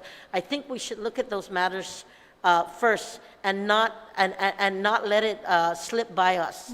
So I'm just sharing that with you, and I appreciate the efforts that you do, and we just want to share with the community that you do want to continue to work that, and if those that are willing to go through the training and get that the possibilities are there. Yeah, thank you, ma'am. Madam Speaker, I just want to stand corrected. We did apply for some grants that you had mentioned. Okay, With that, okay, related to maybe we can get a list of the follow-up so that we can also check if those grants have not been afforded our way yet. Let's see what the status is. Will do. Okay, thank you very much, Thank you. Mr. Chair. I truly appreciate the opportunity to have you let me ask some of the questions to the Guam Police Department and thank them for their job. I know it's not easy. I know it's been hard for all of us out there. And as we continue to come together to overcome the ordeal that we're facing with right now, that we still need to work closely together and give you the resources that you need. And as I look at this 5% increase, I want to try and see how we can look at other opportunities, knowing that there may be other funding sources that will literally be critical and not going to be there for the fiscal year 2021. But if we can find other resources coming in that we can take advantage of, we should. And my office is willing to continue to assist with the oversight chair and the committee members. Saina Masi. Okay, thank you. Thank you. Thank you, Speaker. Vice Speaker Nelson, ma'am? Thank you, Mr. Chair. Hafaday, good morning, Major Chong and Morning. Mrs. Manglonia. Thank you to all the men and women in blue for their constant service in protecting our community, and thank you for your exceptional leadership, especially during this time. You're welcome. I just have a couple questions. Your full-time employees, how many do you have again? To include 365, three- 299 officers, and 66 civilians. Okay. And it looks like there is a request to increase the full-time count to about 80 more personnel, 80 more individuals for FY 2021. That's here. So it could be it could be a mix, right, of officers Officers and and civilian civilians, employees? Do you already have, I know you mentioned there was 19 recruits right now in the pipeline, but are we able to fill those additional 80 or 50, 81 minus 19 for 2020, for the upcoming fiscal year? if we're able to fill the full 53 total recruitments we have? Is that what you're saying? Yes. Like I had mentioned earlier, we're hoping that we're able to get the remaining applicants tested of 173 applicants that have yet to be tested with DOA. So out of those 80 additional personnel, you're going to fill it with police officers? Yes, Okay. majority of it. We have a couple of civilian positions that are currently in recruitment. Okay, Sure. and the list, thank you for the exceptional PowerPoint presentation as well and the detailed explanation. Is there for the absences or the personnel listing that you had where you had 12 retirees and the breakdown of how you also members in the Guard that are currently on orders or deployed, are you starting to include that for these vacancies, are you including that also into this budget request? In the current budget request, are you including those vacancies? They are currently on the vacancies on the proposed as well, and they're also on the current for those that have left the department, whether through separation, resignations. Right? They are noted on the current budget that was submitted for the 2021. Okay, so how many total vacancies do we have in all in the Guam Police Department? Gosh, I don't have the number right up with me.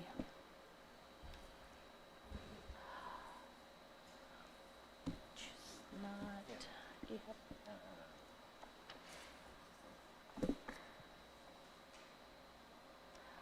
I don't have that number right Okay.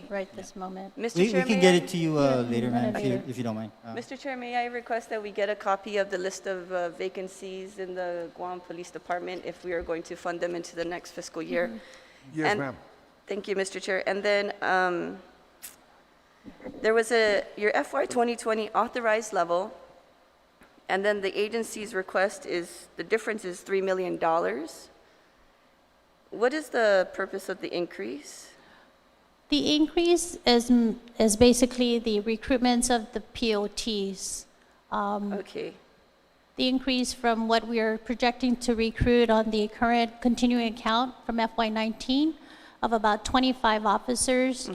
And basically trying to meet the governor's intent of recruiting about 100 officers by the end of the fiscal year, to include the projected lapse that we would probably have in this current budget. We were utilizing that also to recruit an additional 25 more POTs on top of the 21 that had recently graduated with the 10th cycle.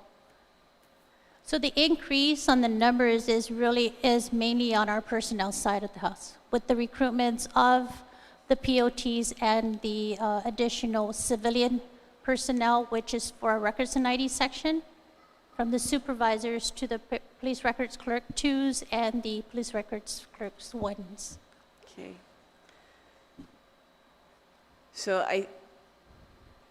So you're just anticipating with this $3 million increase that you're going to be able to recruit 100 police officers? Yes. That's Okay. taking into account what we proposed on the 2021 budget is to include those recruitments as if they were brought on this current FY. That's the increase on our budget. So, Okay.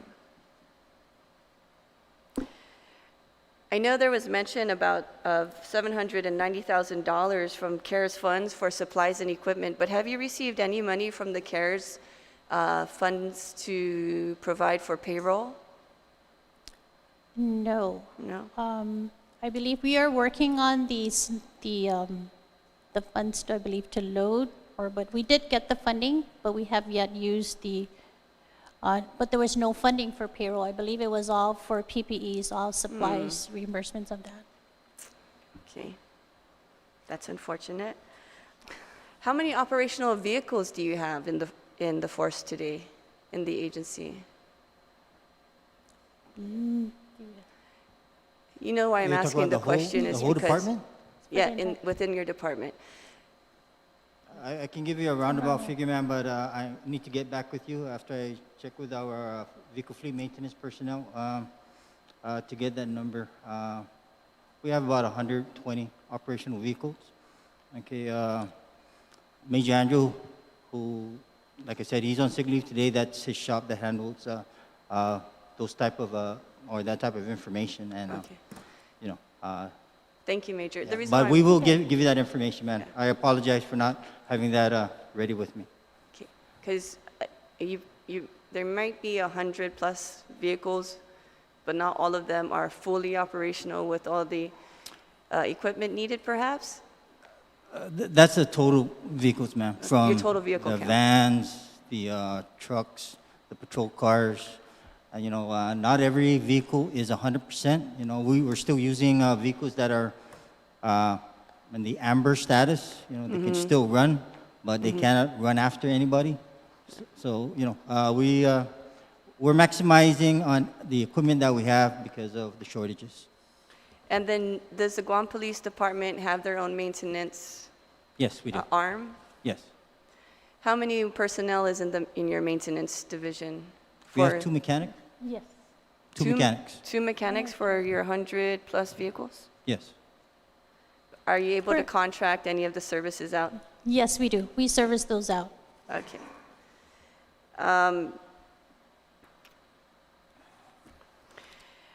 How many officers or personnel that are currently employed with the Guam Police Department are on the DC plan, the DC retirement plan? I do not have that answer for you right now, but we'll get it to you, Yeah. Okay. total number. We And were- also for the 457 plan and the hybrid plan? Because we're looking at the benefits here, and the benefits say, speaks of $4 million. And so, just to understand the breakdown of the benefits for their retirement, Yes.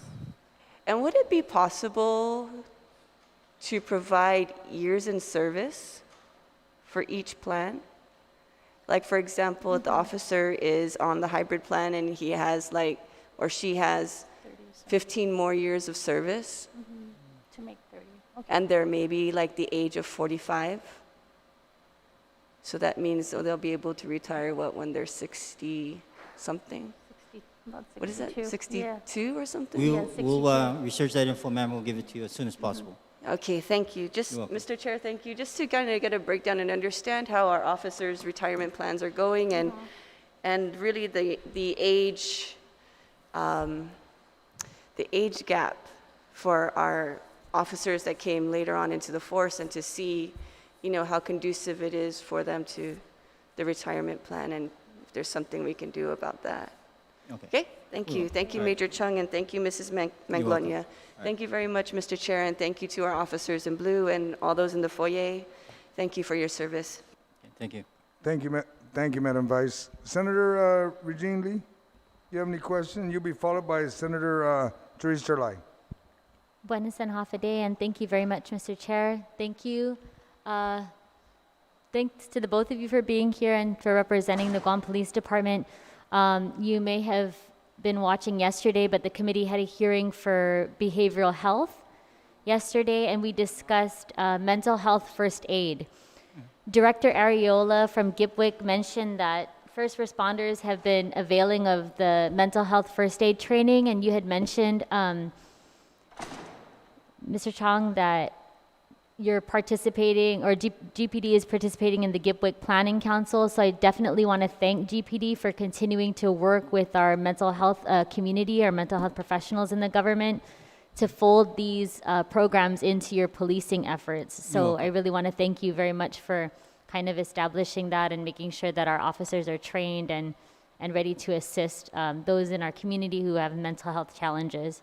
You're welcome. I wanted to ask you, many communities across the country are using body cameras as a tool to create evidence that helps with successful prosecution of crimes and to help prevent misconduct by the police.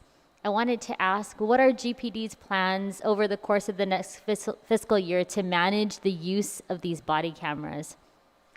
Ma'am, we had, a couple years ago, we had 3 officers that bought their personal body cams.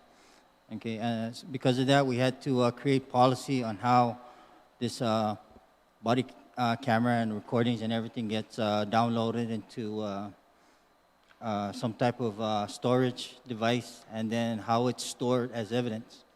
Okay, because there was minimal participation in the body cameras. The way we created a mechanism to store the images is the officer would burn the recordings on a disk on a daily basis at the precincts that they were assigned to, and they would confiscate that disk as if it was evidence from a crime and submit it to our GPD property section. Okay. Policy was created. In fact, policy is still in place now in case anybody does want to purchase their own body camera and start using it. Okay, so the mechanism is there, ma'am, for authorizing them to use it and also for storing the recordings. Okay, it's just that, an officer has to, that's an additional case that they need to create every single day to keep track of those recordings. But, Thank you. If there was funding to fund the whole department where there's a mechanism to store the recordings with a mechanism to purge the recordings after so many weeks, we're all for it, ma'am. But right now, the governor of Guam cannot afford that type of device at that, for the whole department. Okay, even for patrol, it's a big expense.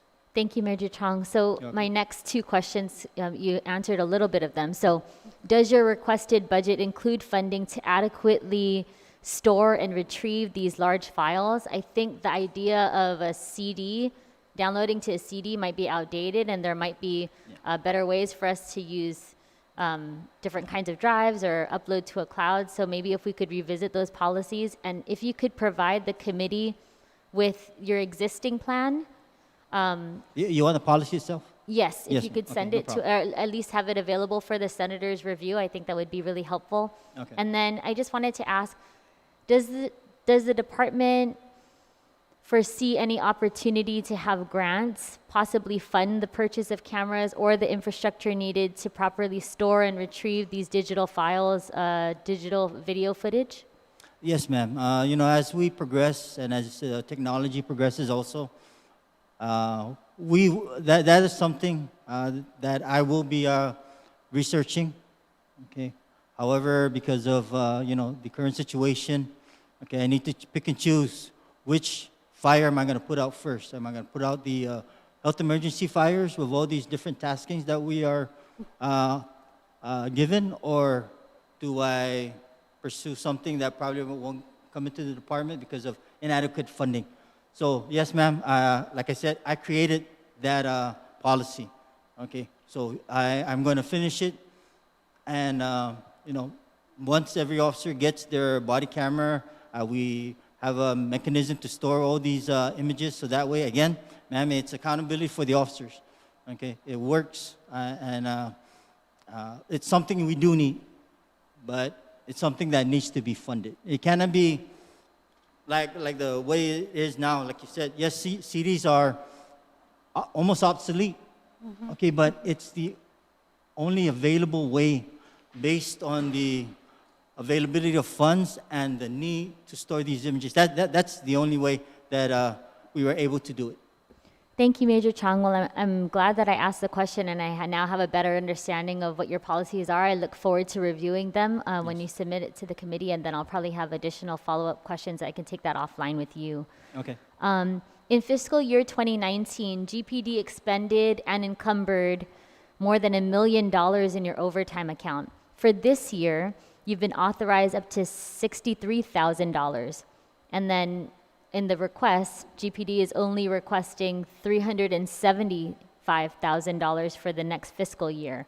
So I wanted to ask, how is GPD accomplishing this decrease in overtime, and how will you ensure that the department will further decrease overtime in the next fiscal year?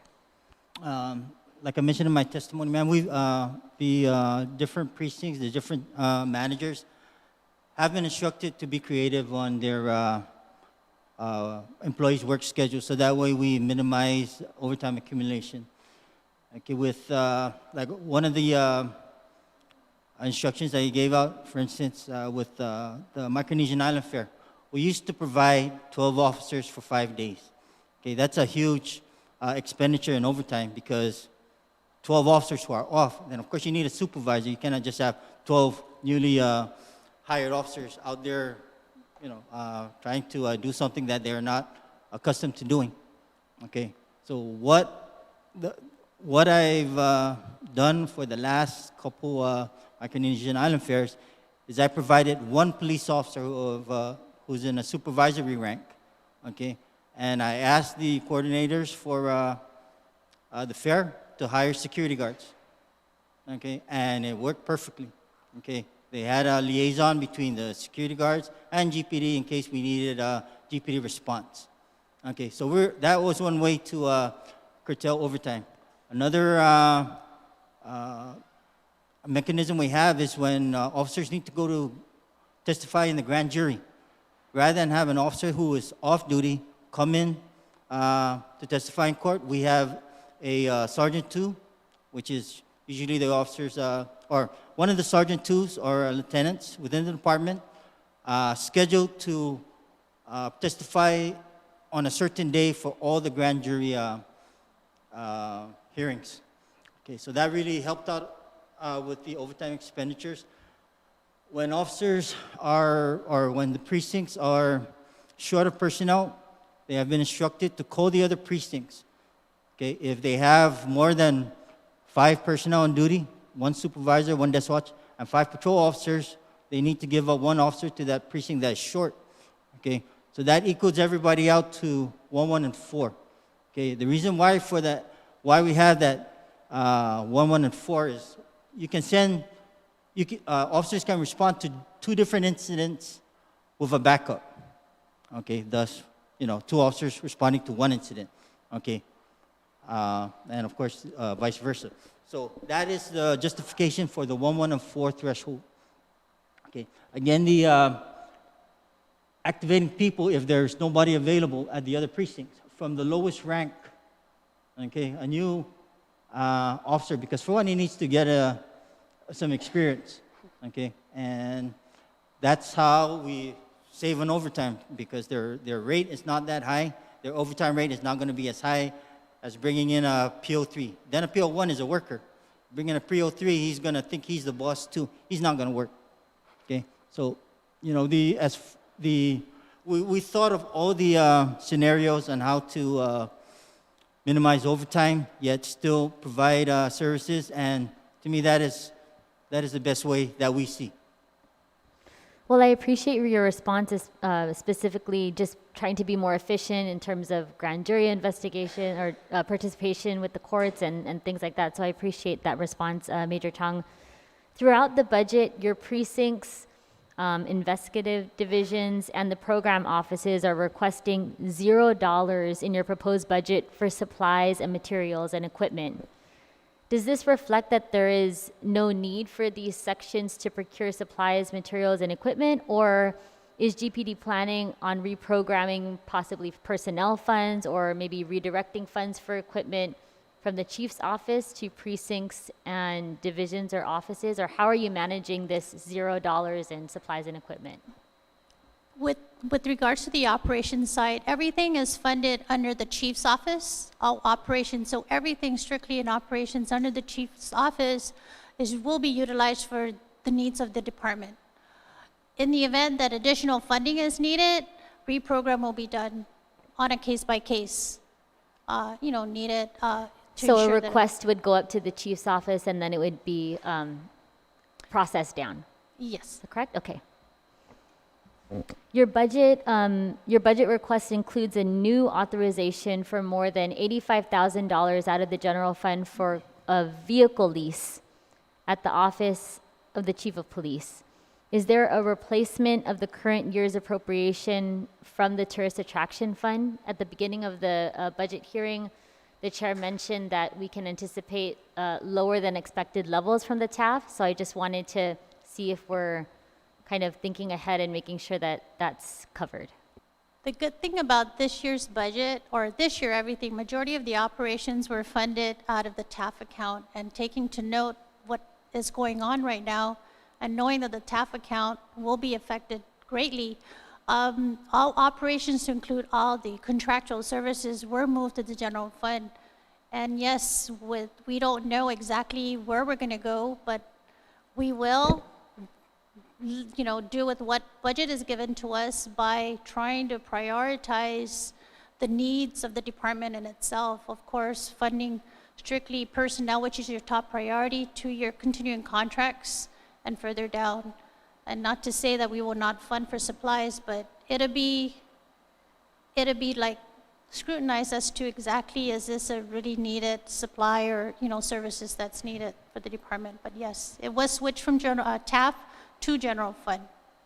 Thanks. So I just wanted to go back to this authorization of about $85,000 for the vehicle lease. Can you explain what the money will be used for and why this office needs money in the next fiscal year to pay one or possibly more vehicle leases?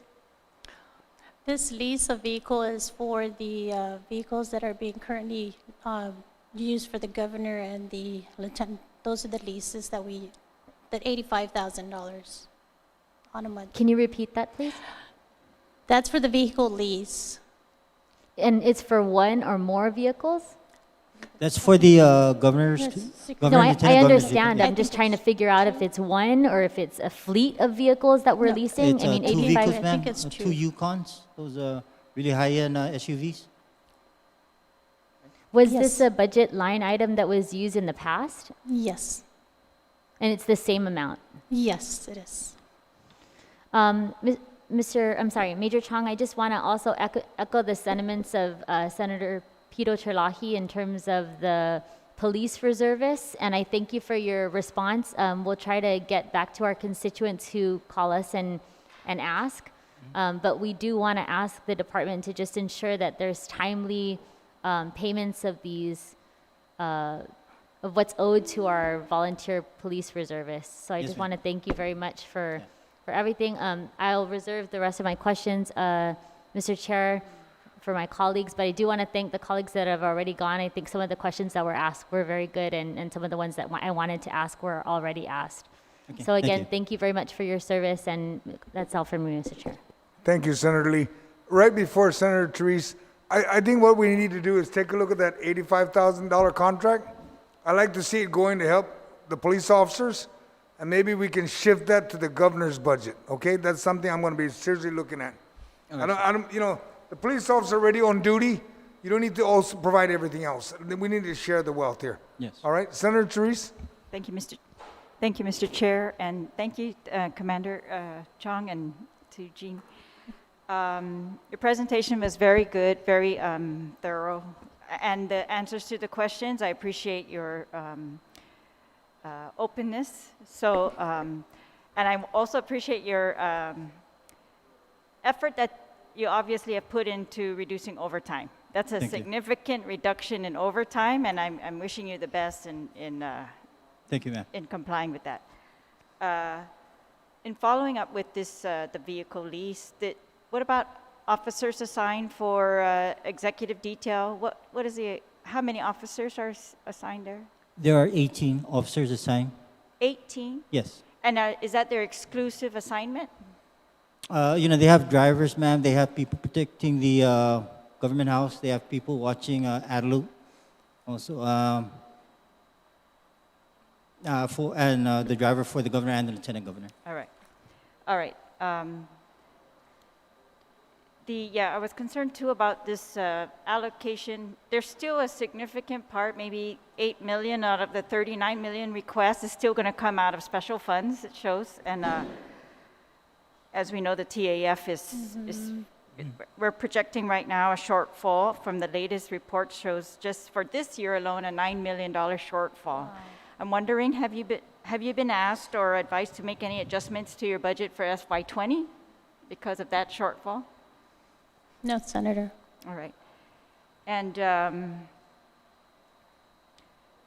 so we talked about the increase in officers that we're trying to add on to the police department. So in January, the governor had set the number 100, but it looks like that's going to be divided now between FY20 recruitments, some are ongoing right now, and then FY21 recruitments, 25, hopefully. Hopefully. Where will these new officers be assigned? Or are you expecting shifts? I looked at your staffing pattern, and my question stems from the investigative division looks like it will receive no additional officers. And so I'm wondering, where are these new officers all going to go? Okay. Or what shifts can we expect? Senator, when an officer, a new officer gets hired, graduates, he needs to learn his job. The way to learn your job is you go out on the streets, okay, and you be exposed to all the different types of calls that police officers encounter, okay. When once we have once we put out officers to the precincts, what we need to do is fill in the shortages at the specialized units.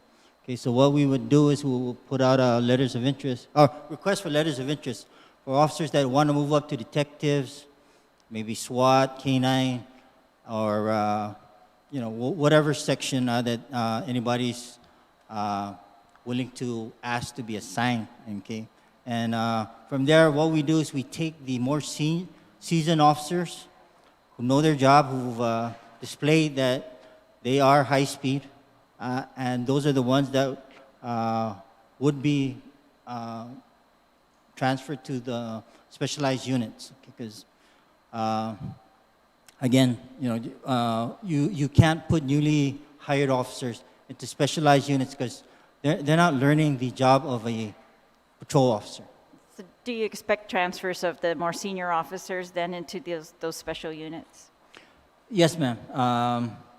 When we just put the newly graduated POTs out on the street, we did not move anybody to the specialized units because we wanted to focus our efforts on patrol because crime was on the rise. Okay, then this COVID-19 hit. So of course you cannot transfer anybody to the specialized units because the problems are out in the street. However, once we do get to some type of normalcy, I will need to replenish the shortages in the specialized units. And yes, that will happen, ma'am. But it's not going to be the newly hired officers. All right, thank you. Which units are you looking at to replenish? Special operations, lost personnel, highway patrol. By law, it's supposed to have 30 personnel. So of course, I need to give them several personnel. In highway patrol? Highway patrol. Okay. Yeah. Then we have a criminal investigation section. They lost personnel. Yeah. So Yes. those are All the main sections that I would have to replenish with new bodies. Okay. You said that you were getting one more K-9 officer, or trained one more K-9 Yes. officer, and that officer would be assigned to the post office, Yes, postal service. How many total do you have in that type of an assignment? Right now, there's one, two. There are 3 K-9 officers. Okay. Right Do now. they work in place of customs at the postal service, or do they have to work in conjunction? No, this officer that's undergoing training, she would be assigned to that task force, where she'll be. I'm pretty sure customs are gonna, have some type of membership there. I'm pretty sure airport might have some type of membership there. Any agency that has dogs. So our input is that one officer. All right. And in your personnel response, or your response for COVID, we talked earlier, there was no funding set aside from that 117 million that went to the government of Guam for personnel for GPD that we know of. So, but you said the task definitely increased during that time, Yes. and I thank you all for your response and for putting yourselves on the front line. Was any of the overtime sent to FEMA for reimbursement? Nothing has been sent right now. We are we are in the process of differentiating basically the overtime costs strictly for COVID, because to get reimbursement, it has to be a specific, reimbursement with FEMA. We have to ensure that what we're requesting for reimbursement is COVID-related response. So we will be requesting for reimbursement. We are just trying to ensure that the numbers that we are reporting is accurate. All right. And did the officers receive the COVID differential pay? Yes, they did. All right. There should be another release soon too. Okay. And then it looks like your lease The payments lease are going remains up a is- little bit by 60,000 or more. What is that for? With the lease Yes. on the rental, Yes.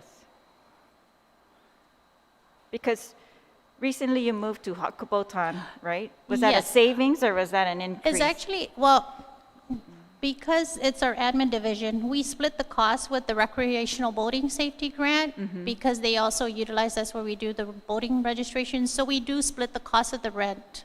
And we had just paid a portion. The total rent for that a month is about $25,000 monthly.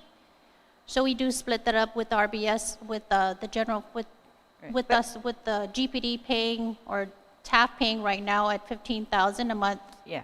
But it's going up for FY21? Right now with the Is that ITC or ITC Hakubotan? is up for renewal in August, which we are in the process of working for an IFB to look for another, for another lease.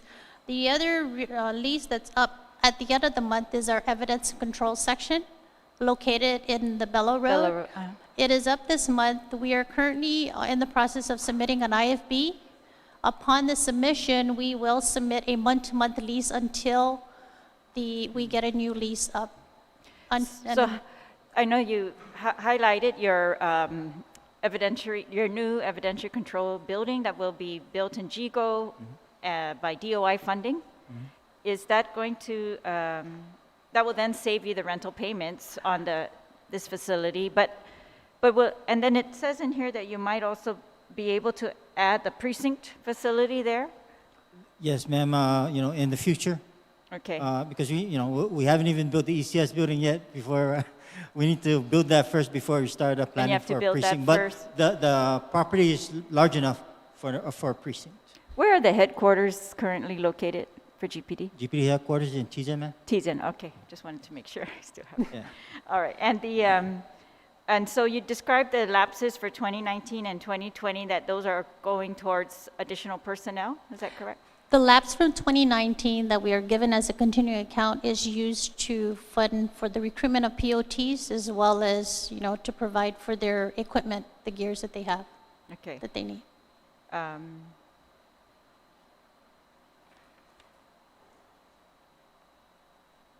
Just a couple more items, Mr. Chair, if you don't mind.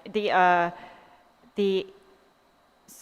wanted to commend you. We had, some oversight hearings, different things, trying to address, release of prisoners by mistake or from DOC.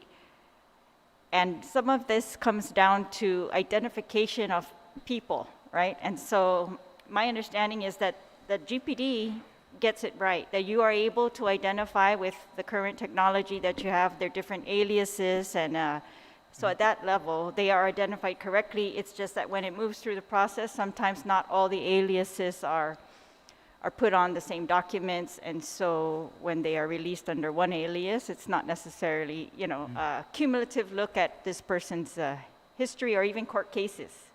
So I just wanted to commend you for that and ask you if there was any changes expected to your technology or that type of systems that you have in place. Yeah, the only changes that is going to be made, ma'am, is improvements. Okay. We're not going to be looking back. We're always going to look forward. If there's something that makes our job easier, identify people better, okay, we will pursue that technology. Yeah, I believe that they were supposed to try to link to your system or share that information, and that it's just taking a while, but I hope that does take place this year. What about the courts report that there's a significant decrease in traffic ticketing, right? They noticed this through their revenue traffic tickets, but I just wanted to know, what is your explanation of that? Is that like a policy recent, ma'am? or? Because, when the COVID pandemic hit, there's hardly anybody on the road. Okay, so if they're saying that within the last few months? No, prior. This is, they're saying this for the last 2 fiscal years, perhaps. Yes, yeah. Okay. So just generally, I'm wondering if it's a policy or just a shift in personnel to different areas or anything like that you know of. No, ma'am, I would use myself as an example, ma'am. Yes, I'm high speed, I'm pulling violators over, okay? But I would like to give them the benefit of the doubt because, issuing somebody a ticket is a negative thing. That person has that on their traffic record. It's going to hamper them for whatever benefits they're looking for in the future. Maybe it'll increase their insurance premiums. So I'll give them the benefit of the doubt, and I'll give them a warning. However, if I see that same person again committing the same violation, I would issue a citation. Okay? That is something that I would do. Now, these individual officers, I don't know how they do their traffic enforcement, okay? But, maybe they also understand that people don't have money to pay for a $500 speeding ticket or a $300 accessible parking ticket, okay? And, they have some type of compassion for these people, okay? However, our highway patrol, they're out there. Doing enforcement. They're doing the locally funded enforcement, the federally funded grant obligations. They're out there. Okay, so that's the only way I can explain, ma'am. All right, Okay. well, that makes sense. I appreciate compassion, and I also appreciate your reaffirmation that they are out there, because we also have received calls to our office that, whether they are really out there in force or not, but I have seen it, so I want to thank you. And thank you, Mr. Chair, for the ability to ask all those questions. Thank you so much for your answers. Thank you, ma'am. Thank you, Senator Therese. And just to add on to that, exactly what Major Chong, because I was a police officer for 7 years, and a lot of people I know in Guam, the older folks, remember the famous MC Cruz. I rode with him on many occasions, and a lot of people actually thought that he tickets everybody. He doesn't. He could pull over 100 cars, and lucky if he gets 50 of them tickets. It's all about what the police officers believe is an education process. We educate the drivers that this is the speed limit, put in your seatbelt, do what's right, or else we'll give you a ticket. And on many occasions, the people of Guam are very courteous, and they say, "Thank you, man, officer." Or when exactly what Major Chong brought up, if we honestly believe that the ticket we're going to give would be more detrimental than beneficial, then it's a very good call that police officers have the authority to do that, and it's great because it's all about community effort. Yes. Senator Tello, you're next, ma'am. Sidus Masi, Mr. Chair. Good afternoon, Manny. Good to see your smile, even. And Virginia, my classmate. Okay. You're still working, huh, girl?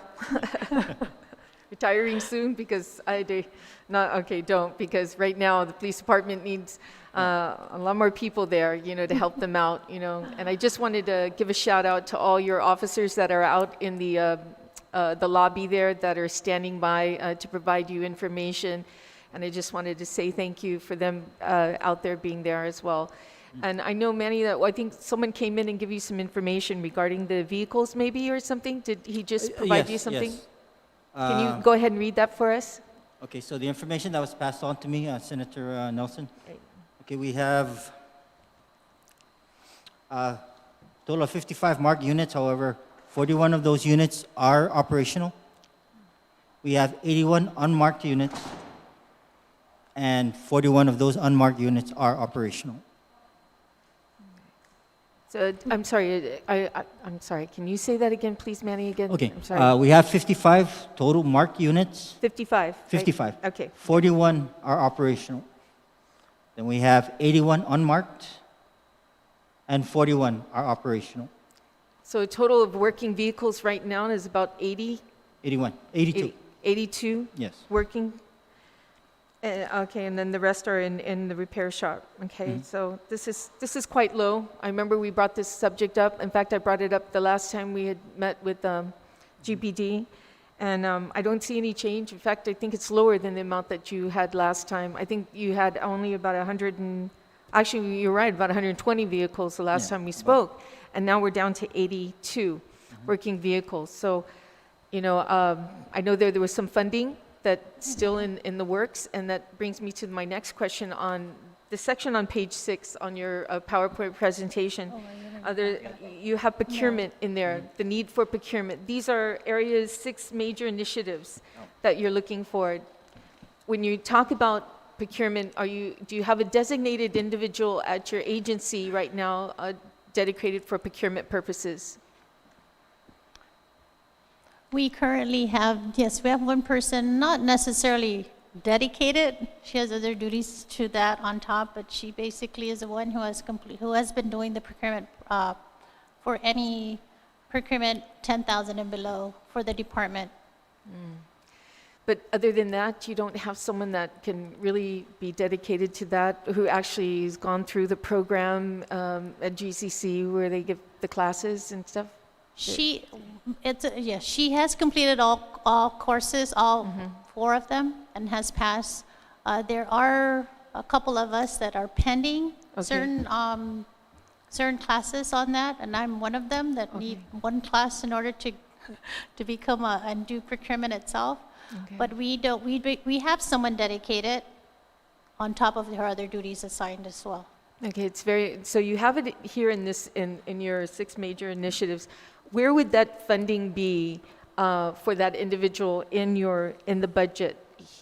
That It'd be nice to be able to hire a buyer or someone close related to be dedicated strictly for the procurement process within GPD. And if we are able to, it'll be under the general fund. Okay. And do you have any issues working with GSA at all? No, It's been good? it's been good. You Okay. provide what they need, whatever's needed, they process as things are submitted. The only reason why I'm bringing this up is because, we did pass that bill, the bill that I introduced to provide $200,000 for the cameras, and still up to this day, a year later, it still has not been procured for those cameras. Understood, And ma'am. that's a really big yeah. issue, this was a year. Why would it take that long to procure $200,000 worth of security cameras? You already have the designated areas that you want to place it at. It just doesn't make any sense. Ma'am, the issue with the security cameras was being addressed. It was actually being addressed full steam until this COVID-19 pandemic hit us. From my understanding, it's not the government that is the delay. People don't want to work with the government, from my understanding. Okay, so that is the issue. People don't want to submit bids for the camera system, and that's where the delay is at.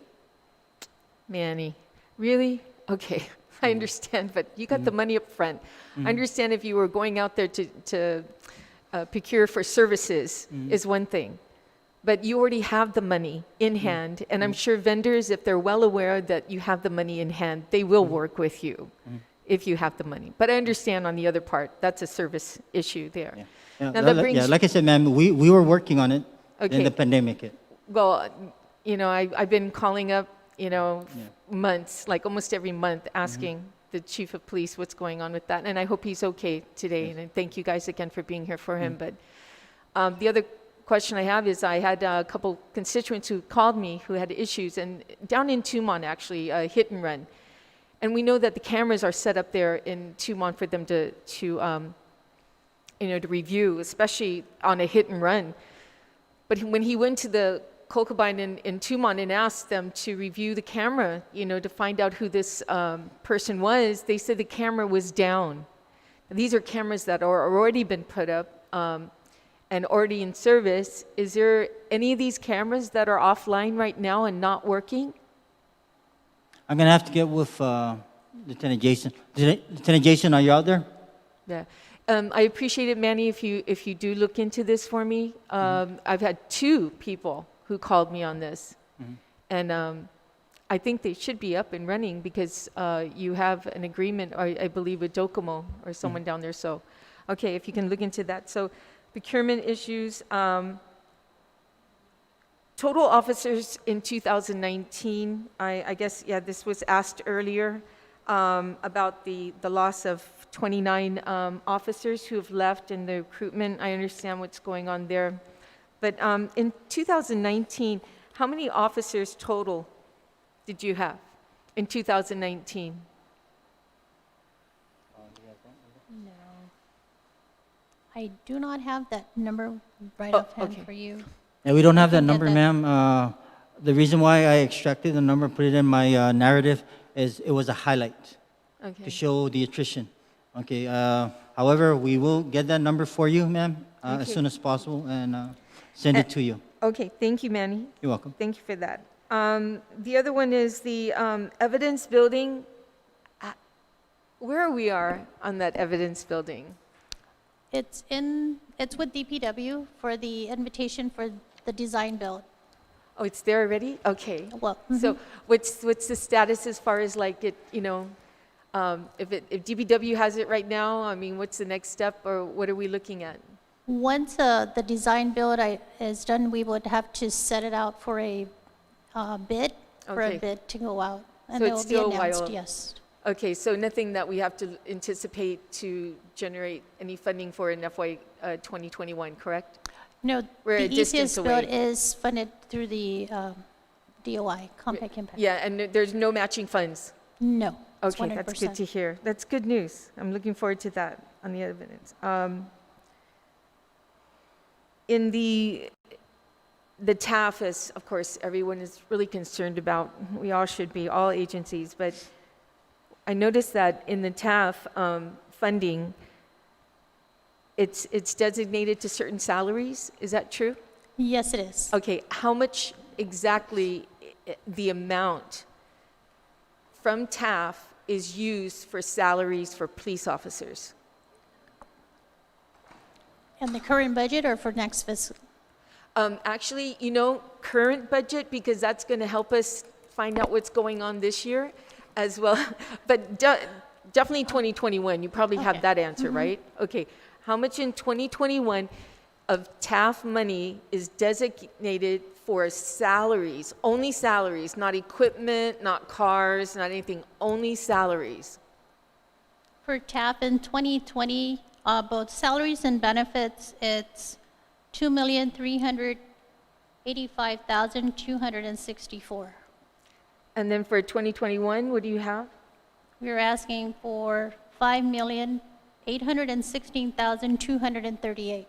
And that's strictly for salaries, correct? Yes. Okay, thanks, Virginia, for that. It's good information to know. Okay, well, all the other questions were asked. I greatly appreciate my men in blue. I call them my men in blue, but definitely support. I know you guys been getting a bad rap lately, in the mainland, but on Guam, I want you guys to know that you're loved by us, and we believe that all lives matter as well. And I know that you're doing the best you can do out there, considering the funding that you have. And my door is always open. If anyone needs anything at all, I can do to help. Take care. God bless. Thank you. Thank you. Thank you, Senator Tello. Senator Will Castro, and you're followed by Senator Muñoz, and then our Senator Moylan. We'll end it. Thank you, Mr. Chairman. First of all, I want to thank the Guam Police Department, the men and women in blue. Notwithstanding the pandemic, you folks were very visible. You put your lives on the line, even when you know full well what the risks were associated with the pandemic. And I thank you. And I also want to state for the record, Mr. Chairman, that although I had a fundamental difference with the administration in terms of the partial road closures, Colonel, I want to tell you firsthand from my observation that your men and women in blue carried out their duty with fidelity. I saw no reluctance, I saw no hesitation, and I want to thank you folks for that. So thank you for responding to the mission that was given to you by the governor. You're welcome, sir. Mr. Chairman, Colonel, members of the GPD family, I want to focus my questions on two primary areas. The first would be the Neighborhood Watch program, and the second, I'd like to ask some questions relative to crime statistics. And then I want to just launch a shot across the bow, if you will, with respect to the FY20 versus FY21 budget allocations, or at least the governor's request for FY21. So as you know, Colonel, first of all, thank you for serving and sticking around. I grew up in the village of Maragata. I know your brother and your family, and you've given your life to serving the people. Thank you for that. You know, and I know, Colonel, that the Neighborhood Watch program could serve, in so many words, and forgive me if I'm misapplying this, I mean no offense, could serve as a force multiplier. We know that having a good Neighborhood Watch program could increase the quality of life for the residents of that village because they're engaged and they're looking out for each other.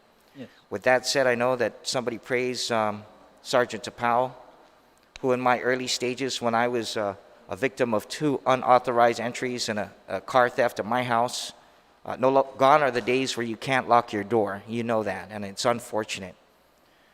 And so my question to the department, having said all that, is this. Is the Neighborhood Watch program a priority of the Guam Police Department? Yes, it's, of course, the Guam Police Department cannot be everywhere at one time.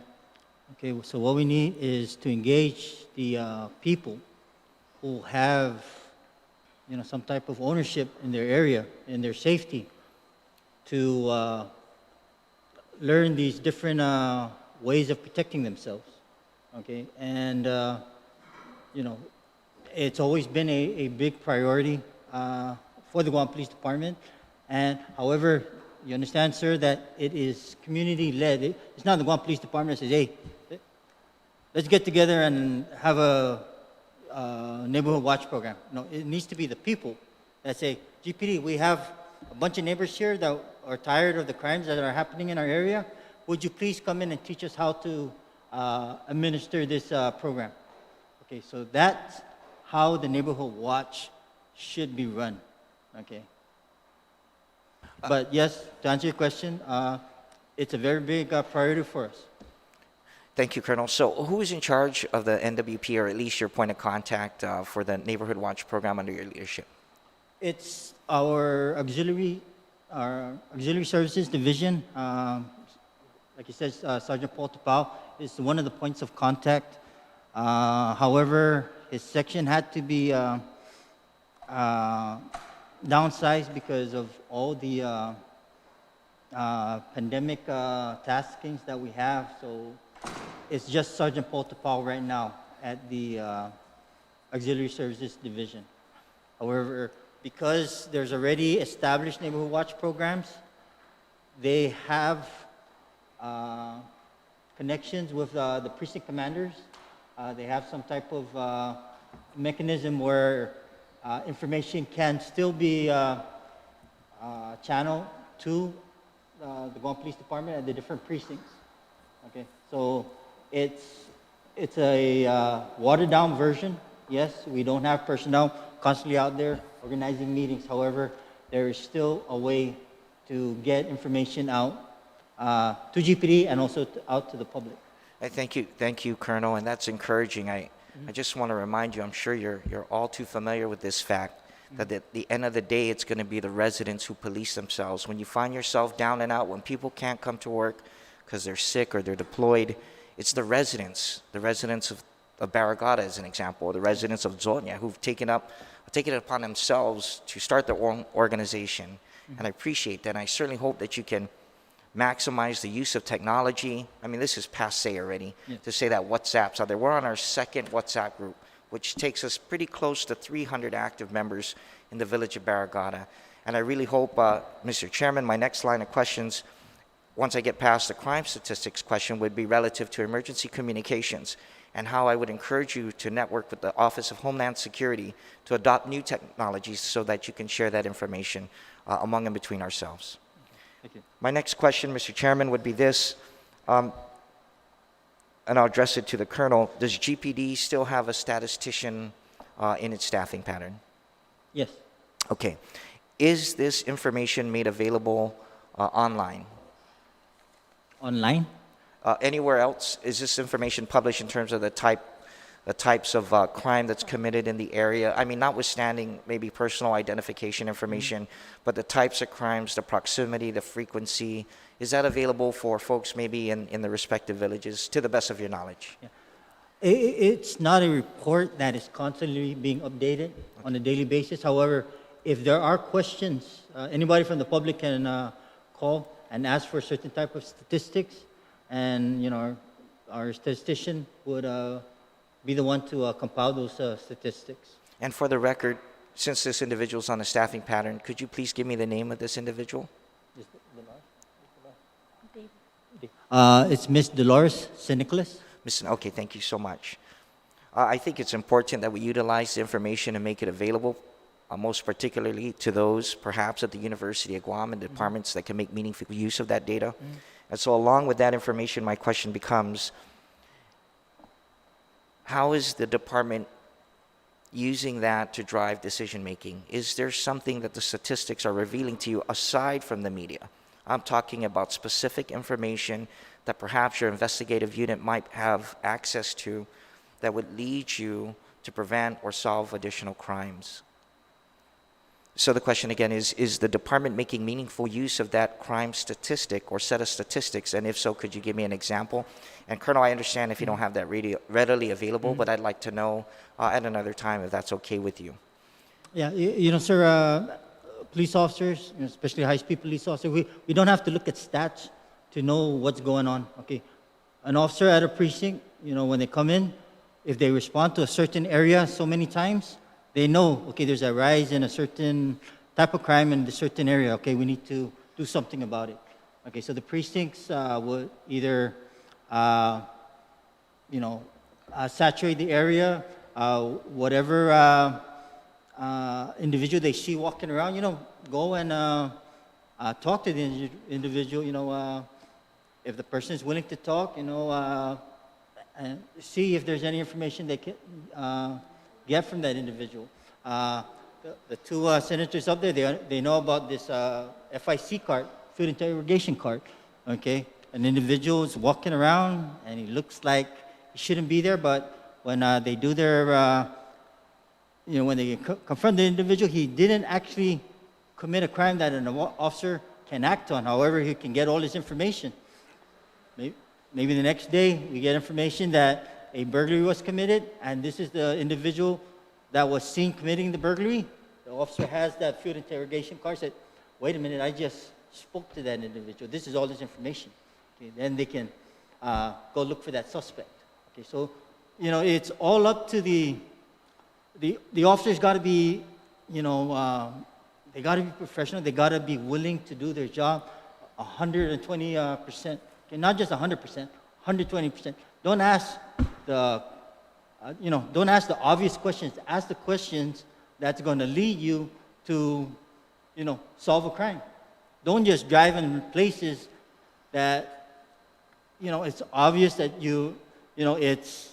crimes are not going to be committed there. You need to go into locations or look in locations where, a criminal would hide evidence, would commit crimes and stuff like that. So, it's an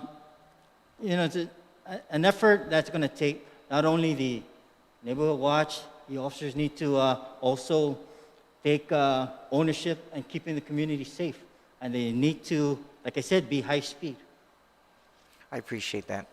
I just want to encourage the power of statistics and data in order to flush out some commonalities, and the triangulation of information, if run through a statistical program, could actually reveal a lot. So I appreciate that coming from a seasoned officer. And since we're still on the subject of stats, sir, the command staff has had some training, although it's been really a brief training, but we have this ComStat program, and I have actually provided information for UOG students regarding specific types of crimes.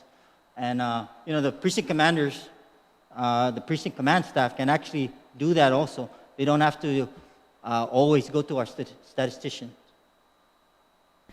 Thank you. Thank you, Colonel. Mr. Chairman, my final 2 points, aside from those questions, GPD's involvement in the emergency communication system. When I was with the prior administration, you had a member of your force or somehow related to GPD, Brad Hokinson. Do you remember him? Yes. Yeah. He was always pushing the need to upgrade the cell towers and the handheld devices.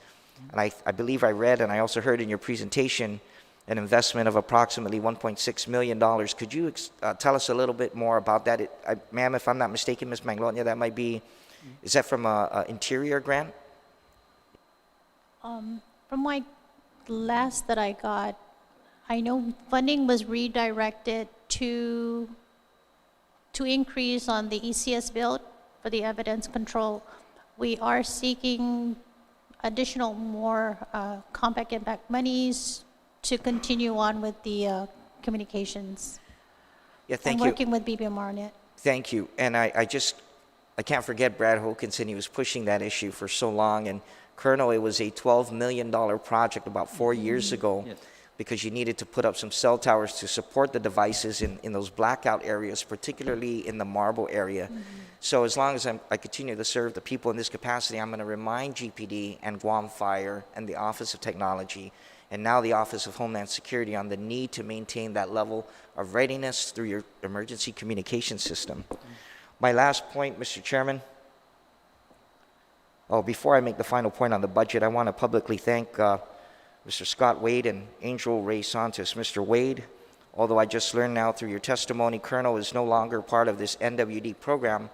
He's been an active voice on the NWP chats. He's on the NWP Commanders chat. So I want to thank him for his diligence. And if, in fact, he's just volunteering as a good officer, I thank him and I thank your team for that. Angel Ray Santos resides in the village of Barragata. He's a very responsive, upstanding gentleman and a fine representative of the men and women in blue. So I want you to know that because he is on our chat and he responds. And that's the power of the Neighborhood Watch program. So I appreciate that. Mr. Chairman, I just want to state for the record that we are in very uncertain times. You know this better than I do, Colonel. What's interesting is that now we have a budget request from the administration that's over 20% that of the last 2 fiscal years. I remember very painfully 2 years ago what it was like when we were looking at declining revenues as a result of the TCJA. Now, while I hope and pray that GPD is the last agency for consideration to cut, it is my fiduciary responsibility to the people of Guam to remind you that you must be ready to cut if that's what it requires. You are asking for over 25% above the last 2 fiscal years. And again, aside from the Mayor's Council, the mayors particularly, and your agency, I just want to encourage you to be very mindful of that reality. And until Senator Talahi's question is answered by those who are in a position to answer it relative to the use of CARES Act monies to supplement, not supplant, but to supplement GovGuam operations, please know that without an adjusted revenue forecast from the chairman on his committee and members of this branch, the fiscal fragility is real. Please be prepared because it will hurt so much come September, Colonel, when we realize that the monies aren't there, and then you come back at the legislature and shift all of that responsibility, if you will, to our shoulders to respond to your workforce. That in fact we didn't issue out the proper notifications for potential furloughs and layoffs, that we did not in fact reduce non-essential services. Now I'm saying GPD is the front line. I could see that. I know that. In times of trouble and despair, the people that have to protect us are you. But that does not negate, does not excuse you from the reality, Colonel, with the heavy oak leaf on your shoulder from making the hard decisions or at least planning for it. At least making sure that when it hits the fan, that you can respond with a plan that makes sense, that doesn't put people out on the street and doesn't compromise me as a resident. Because this is a difficult task that Senator San Agustin is going to be faced with, because we're going to task. It's going to be us and it's going to be him. But just keep in mind, we're also taxpayers and members of this community. So I plead and I beg you to please do your part as senior managers of that fine department to help us prepare for the hard questions, and God forbid it comes. But let's just be prepared. Thank you, Mr. Chairman. Thank you, Colonel, for your time, ma'am. Right. Thank you for your professionalism, and I thank the men and women in blue. My sister is a retired cop, and I appreciate and admire her, Agnes Blas. Thank you so very much, Colonel. Thank you. All right, you're welcome. Thank you. Thank you, Senator Will. Senator Luis Muñoz, ma'am. Thank you so much. I'll try to make it as quick as possible, but I want to make sure that I address you, Manny, correctly. Is it Major or Colonel? I just want to... Major. I'm Major. acting police commander. Oh. That rank is a colonel, but my rank is major. I'm getting paid as a major. Oh, okay. So Okay. I just want to make sure, because, if I address you, it's usually yes. Manny, but I Yeah. want to make sure, in this professional Yeah. setting that I address you properly. Okay, Yes. so thank you, Major Mm-hmm. Chung and Ms. Manglonia. Prior to this pandemic, in all of our previous budgets, you've always been graced with, this whole hall is usually filled with men and women in blue. So I just want to acknowledge to the public, too, that you do have all your support outside there. So thank you for them also outside in our hall. Just a couple of quick questions. So, GPD Records has always been very helpful for me when it comes to like our nonprofit organization, Make-A-Wish. They usually help me out. And just going there specifically for that purpose or any other purpose, I usually see really, really long lines. Now, is there any plans or to make it maybe go online? Is there an opportunity for that so that it can reduce, some of the lines at GPD Records? I'm not able to answer that question for you, but we'll get the answer and send it to you, Senator. Okay. I do want to add that Major Andrew, that is his shop. And in a recent meeting, those issues regarding having a lot of services online are being currently worked on. Okay. However, I don't have the status. We will get that information for you, man. Okay, I also believe that'll help to make the process a lot quicker. A lot of the other agencies have started doing online services as well too, and I'm sure it's helped them too as far as, personnel and putting people where they need to be. So, Yes. that's something to consider, and I know they work hard there, so I just wanted Yes. to offer that, Yes. that opportunity. You put here in your highlights, which, by the way, the presentation was great. Thank you for that. You put here that you have, since January 1, 2019, you have 12 retired. Yes. What is the projection like for the rest of the year? How many other officers will be retiring between now and the end of the year? Ma'am, we have a lot of officers right now that are ready to retire. Okay, I myself, I'm 31 years. Okay, and we have officers that have been in before me. Okay, so at any time, we can have a mass exodus of personnel. However, as far as the chatter on, is there anybody going to retire? We haven't had any information coming in saying that people are going to retire. With this new set of managers that were promoted in the recent few years, I think the morale for especially the command staff is pretty good. People love their jobs now because they know when they come into work, they're given the authority to be managers. They don't need to be told what to do.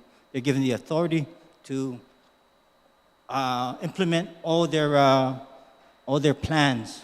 So that really brought up the morale, and because of that, They're going to stick around. They're the gonna stick chatter around of a little retirement is not even a whisper, man. I guess that's a good sign then that, Yes. they want to stick around. Yes. I guess if they were not happy, then they would want to get out, right? Yes. So it's a good sign that department's doing what it needs to do to protect the officers. My last question would be, does GPD still charge the $50 permit fee for new vehicles? No, ma'am, I believe that was shot down when during the previous administration.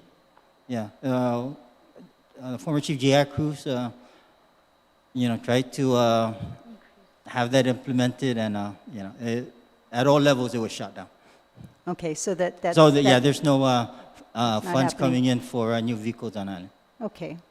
I just thought that was another funding opportunity, just trying to help the department. I know Understand, that ma'am, the automobile industry here in Guam. Oh, yeah, they're more powerful than the Guam Police. they were screaming in our ears, left and right. And of course, I understand there from a business point, right? But Yes.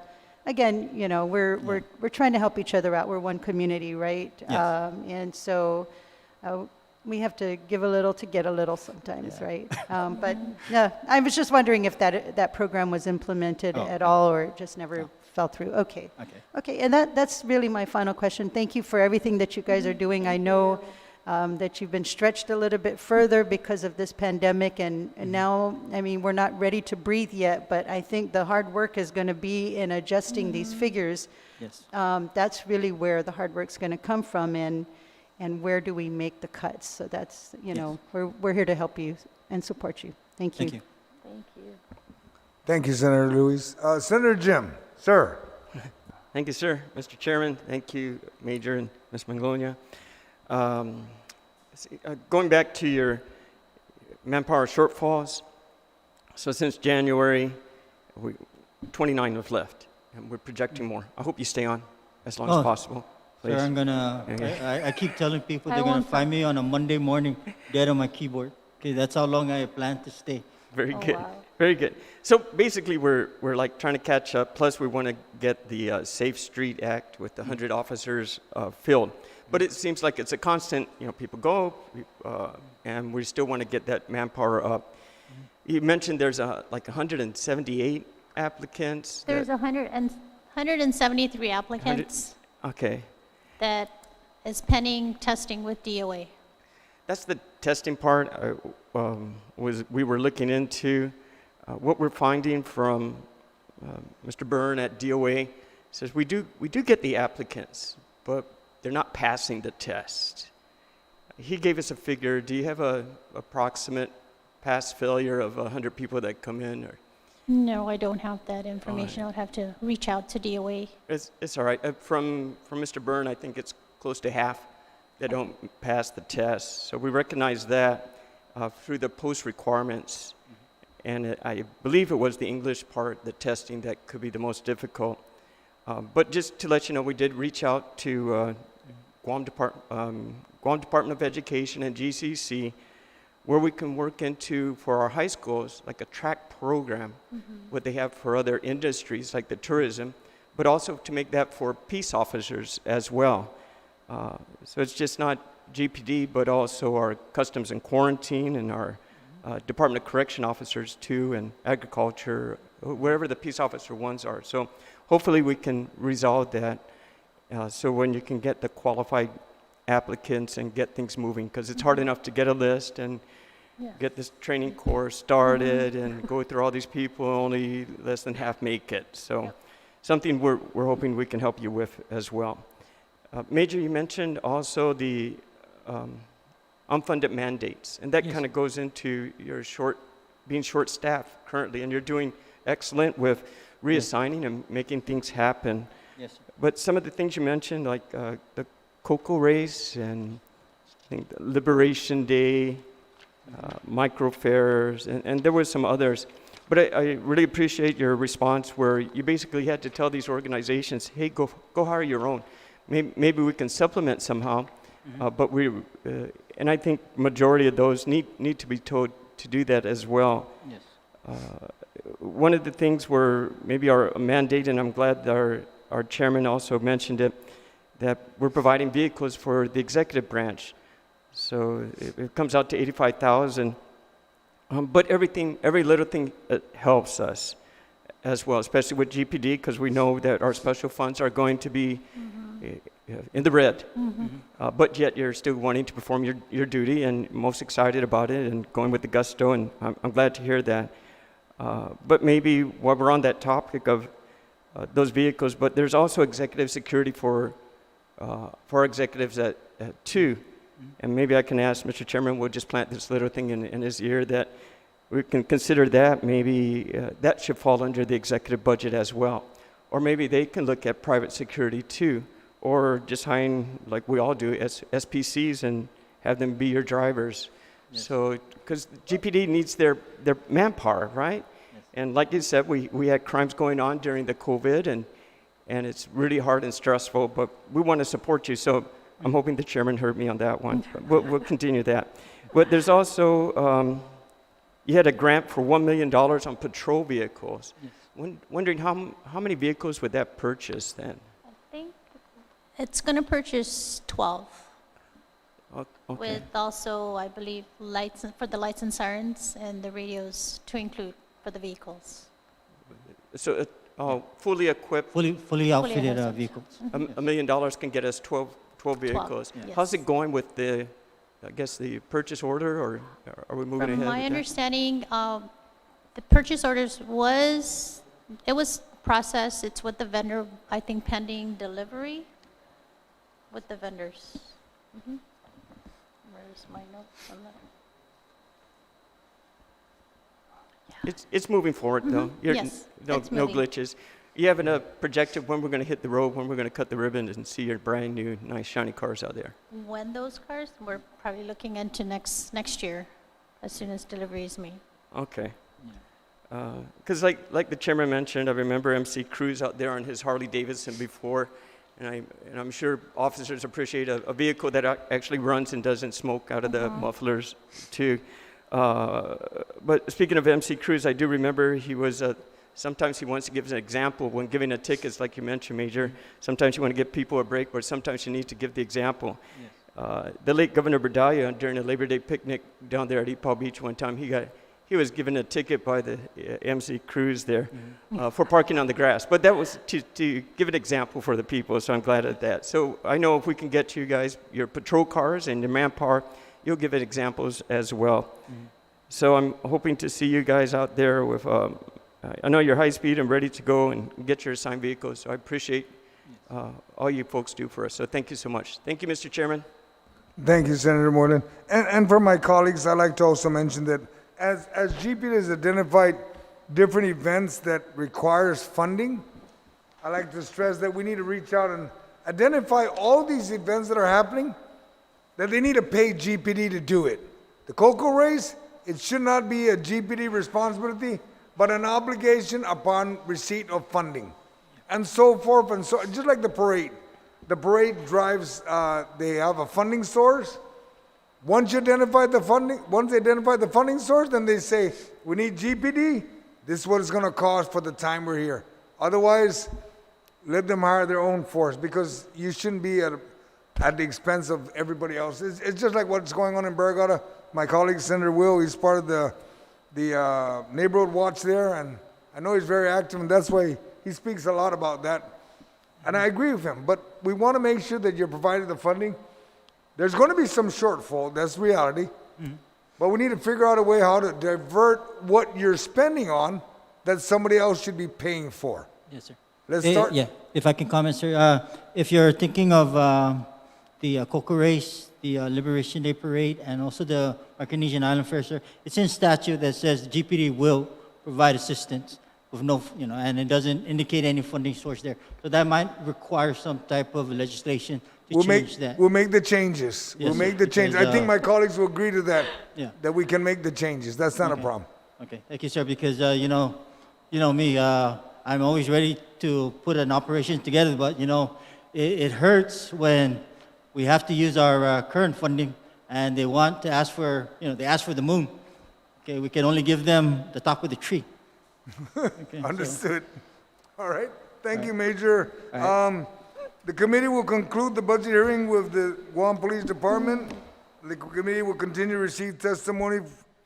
Please address your written testimony to the Committee on General Government Operations, Appropriations, and Housing, and submit it via email to Senator Joe S. San Agustin at gmail.com. Sizuz Mazi for attendance, participate in today's hearing, and for those at home, thank you for watching.